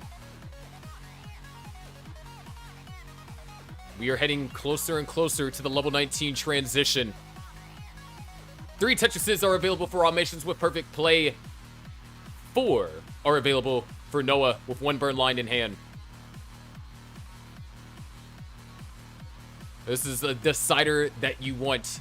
Players pushing each other to the limit. There's a lot riding on this game. There's a lot riding on this match.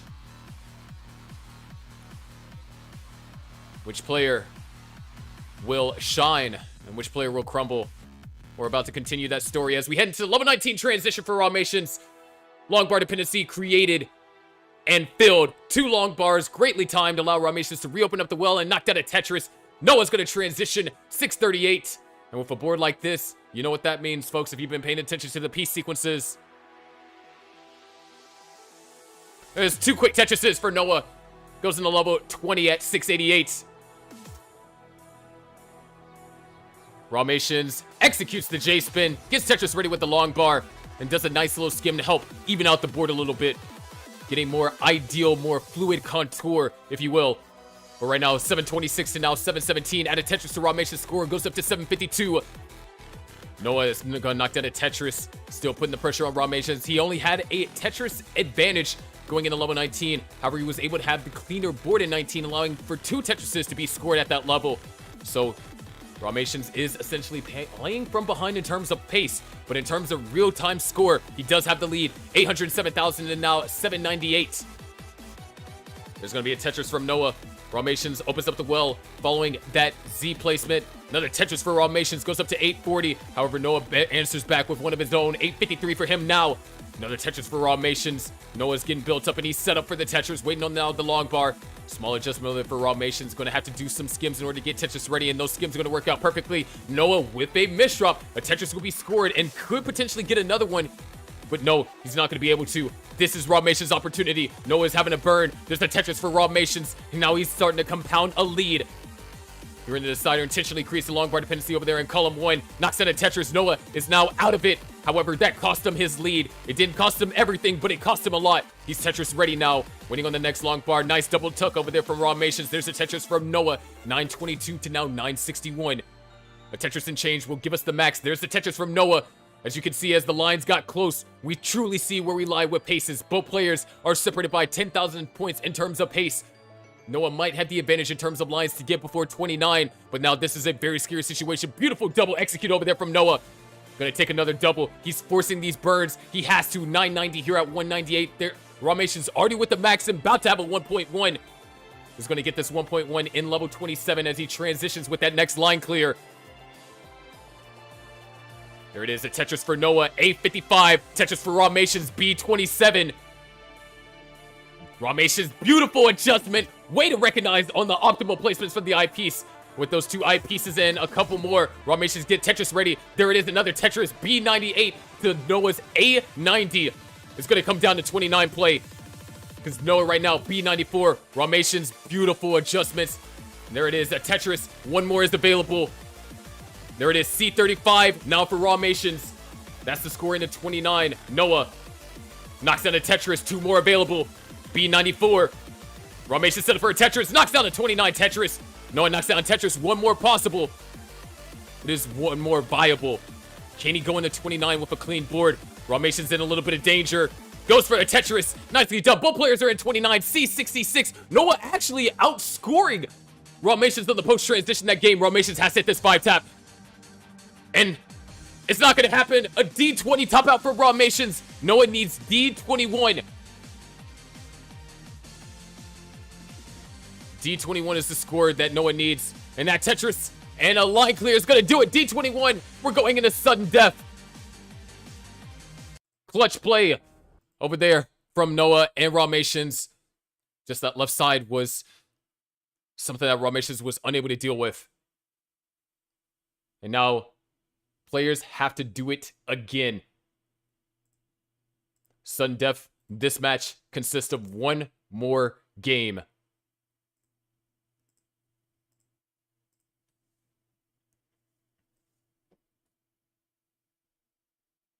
Phenomenal three back performance over here from Noah, even though he did lose the first game to start this in terms of the back 3 back. But man, oh man. What a ride it has been. And what a ride it will continue to be, because we have 1 more game.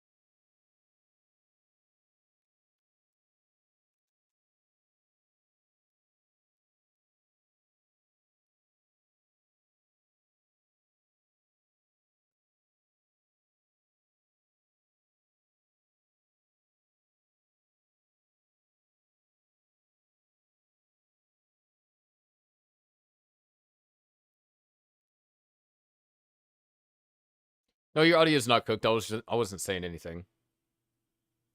I was looking for the music. We do got it ready from Ramations. We are officially in sudden death. Unlike the rock, paper, scissors sudden death that you're used to seeing, it is now a best of one between the captains. One more game to decide it. Actually, we'll swap this around. We'll do this. There we go. Once Noah has incremented the seed and is ready, we can get this game counted down.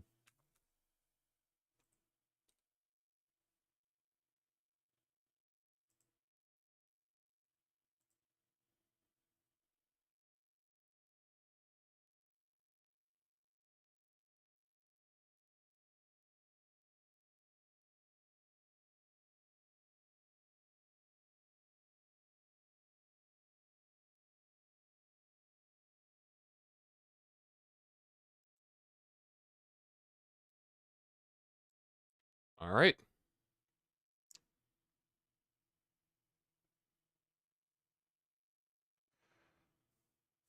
Both players appear to have the seed implemented. Both players are ready. This is it. Sudden death.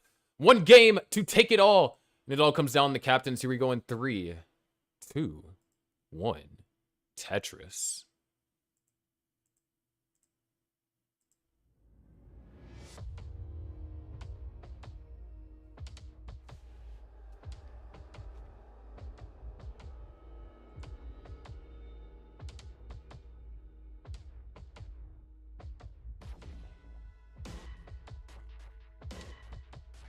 Both players open up, finding a Tetris, both with different stacks though. So it will accommodate these pieces a little bit differently. Formations with the exaggerated double wide approach. It's gonna force him to burn a single. Noah, flawless at the moment. Well, no longer flawless following that burn.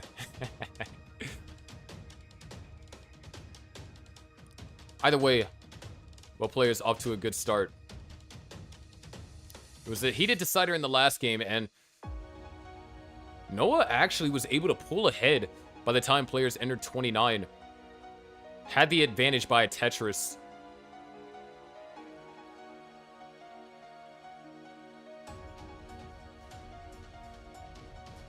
And Noah already in some trouble here.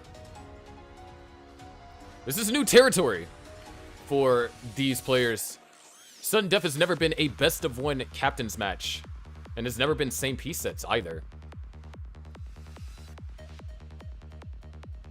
So this is the first time that anyone in Gauntlet has experienced this kind of sudden death.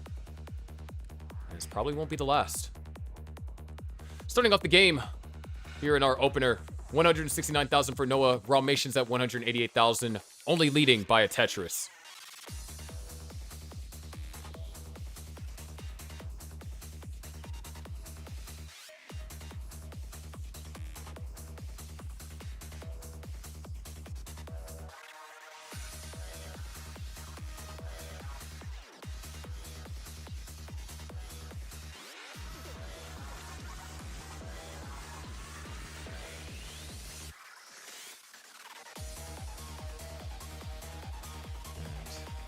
Dingler gets all the right pieces to fill in the long bar dependency that he created. However, Ramation's going to be still holding on to this one Tetris lead. And this board... Oh, actually, Noah gets all the right pieces in order to utilize the long bar. Small adjustment right there. JP's dependency is created. Stack Rabbit would be happy. And wow, a couple mechanically difficult placements over there for Noah, but is able to execute them all properly. As he waits on this next long bar. Gets the long bar, but misdrops the Z piece. He's kind of sleeping at the wheel there. But it shouldn't take too much effort to burn out of it. However, a long bar did get wasted. And Ramations is going to be able to take advantage. And just like that, they're synchronized on pieces too. 396 to 357.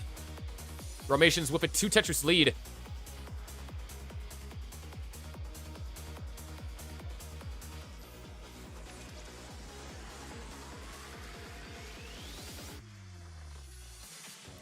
Nice spin tuck over there from Noah. Still doing his best to keep the pressure on Raumations, and has actually found a way to close the gap by a Tetris.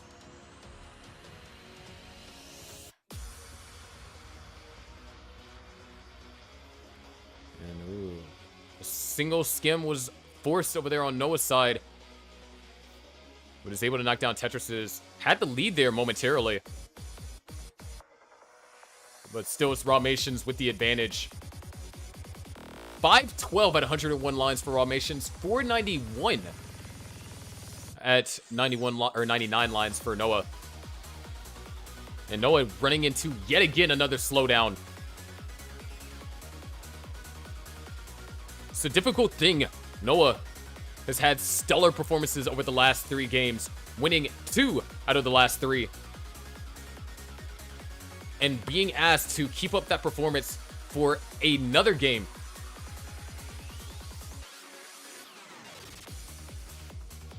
Whether it be the level 18 portion, the level 19 portion, or the 29.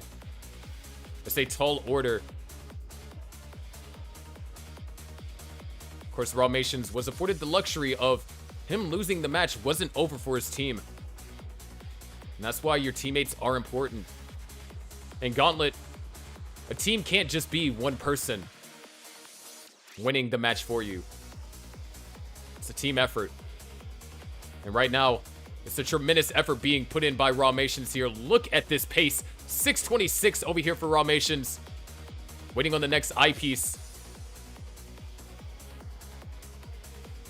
Oh, covers up the well. Oh, no. Noah goes into transition. Raumations keeping hope alive. Needs one more burn. Well is open. And there it is. Raumations transition. 655. Noah transitions at 600.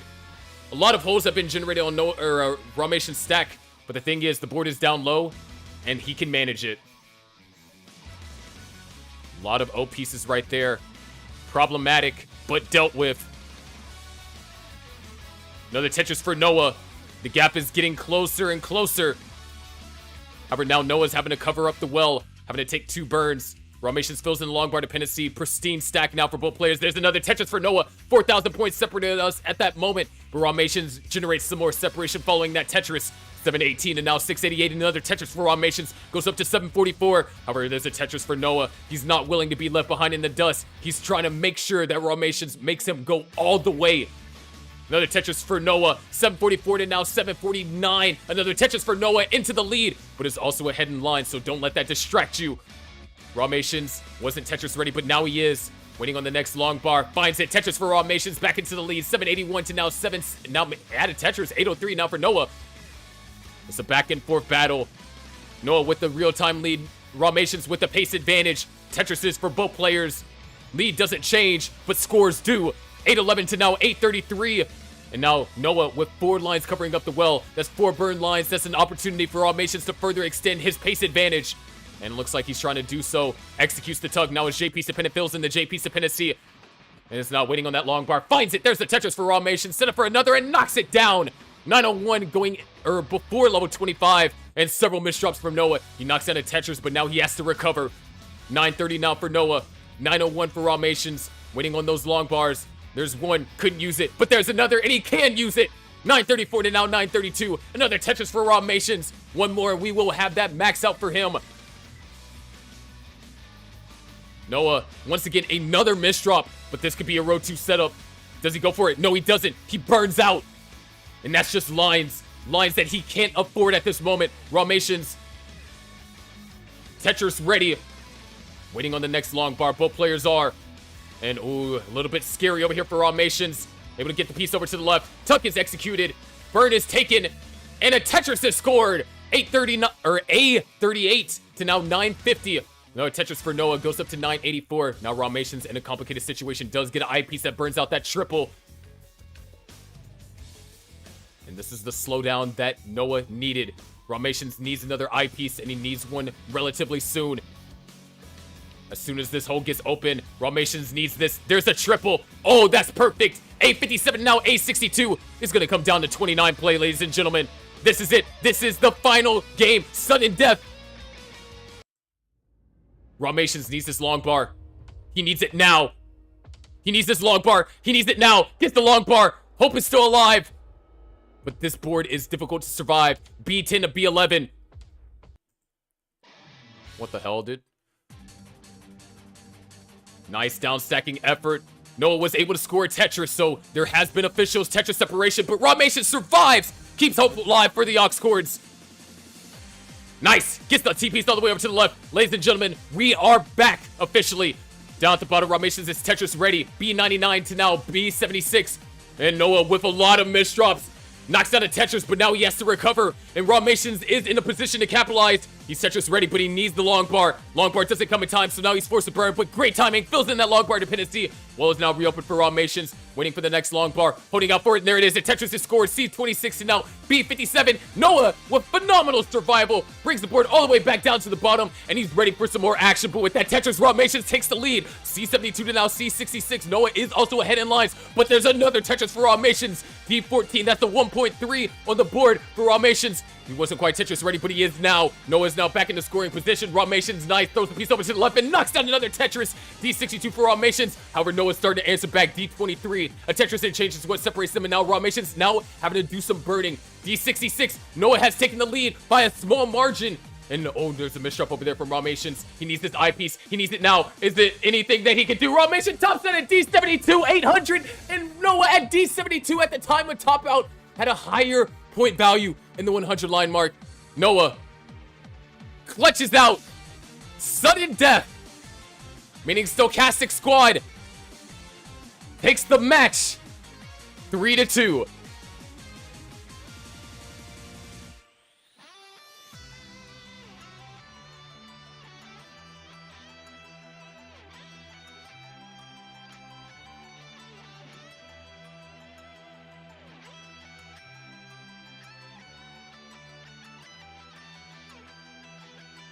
End score F93.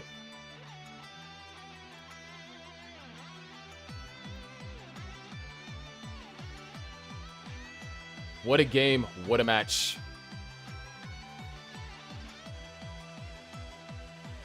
The Aux Cords still have plenty of opportunities to get that last win they need to secure themselves in the playoffs. But this time, Stochastic Squad is the team that came out on top. What is up with Gauntlet Super Week, dude? This has been, like, insane. If you've been catching all three Gauntlets, holy cow. Gauntlet Super Week is insane. But, ladies and gentlemen, that's going to do it for today's match. Hope you all enjoyed. It was a lot, and hope you all enjoyed the commentary. If you want to stay up to date on all things Gauntlet, be sure to join the Gauntlet Discord server, !Gauntlet. I'll direct you there. If you want to support Gauntlet, currently the only way to do so is through Twitch subs. Hopefully by Sunday I'll have proper ways of supporting Gauntlet as well as ways to contribute to the playoff season match arena. But with that being said, ladies and gentlemen, I'm your favorite underwriter host, Sharky, and I'll see you tomorrow for our next match of Gauntlet Ascension Super Week.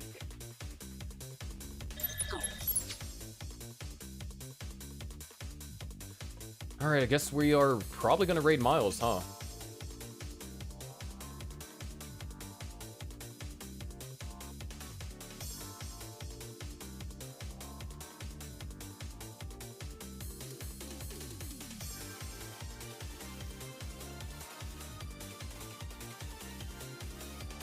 Let's see, Miles is streaming.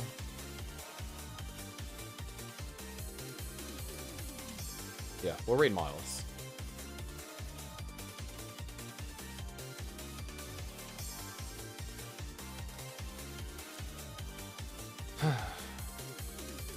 Man.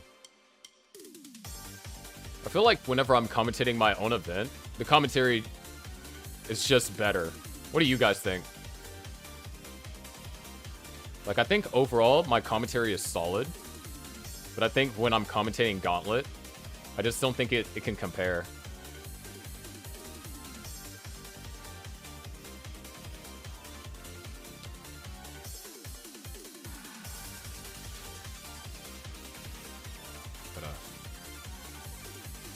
yeah, thank you all for stopping by, and I'll see you guys tomorrow.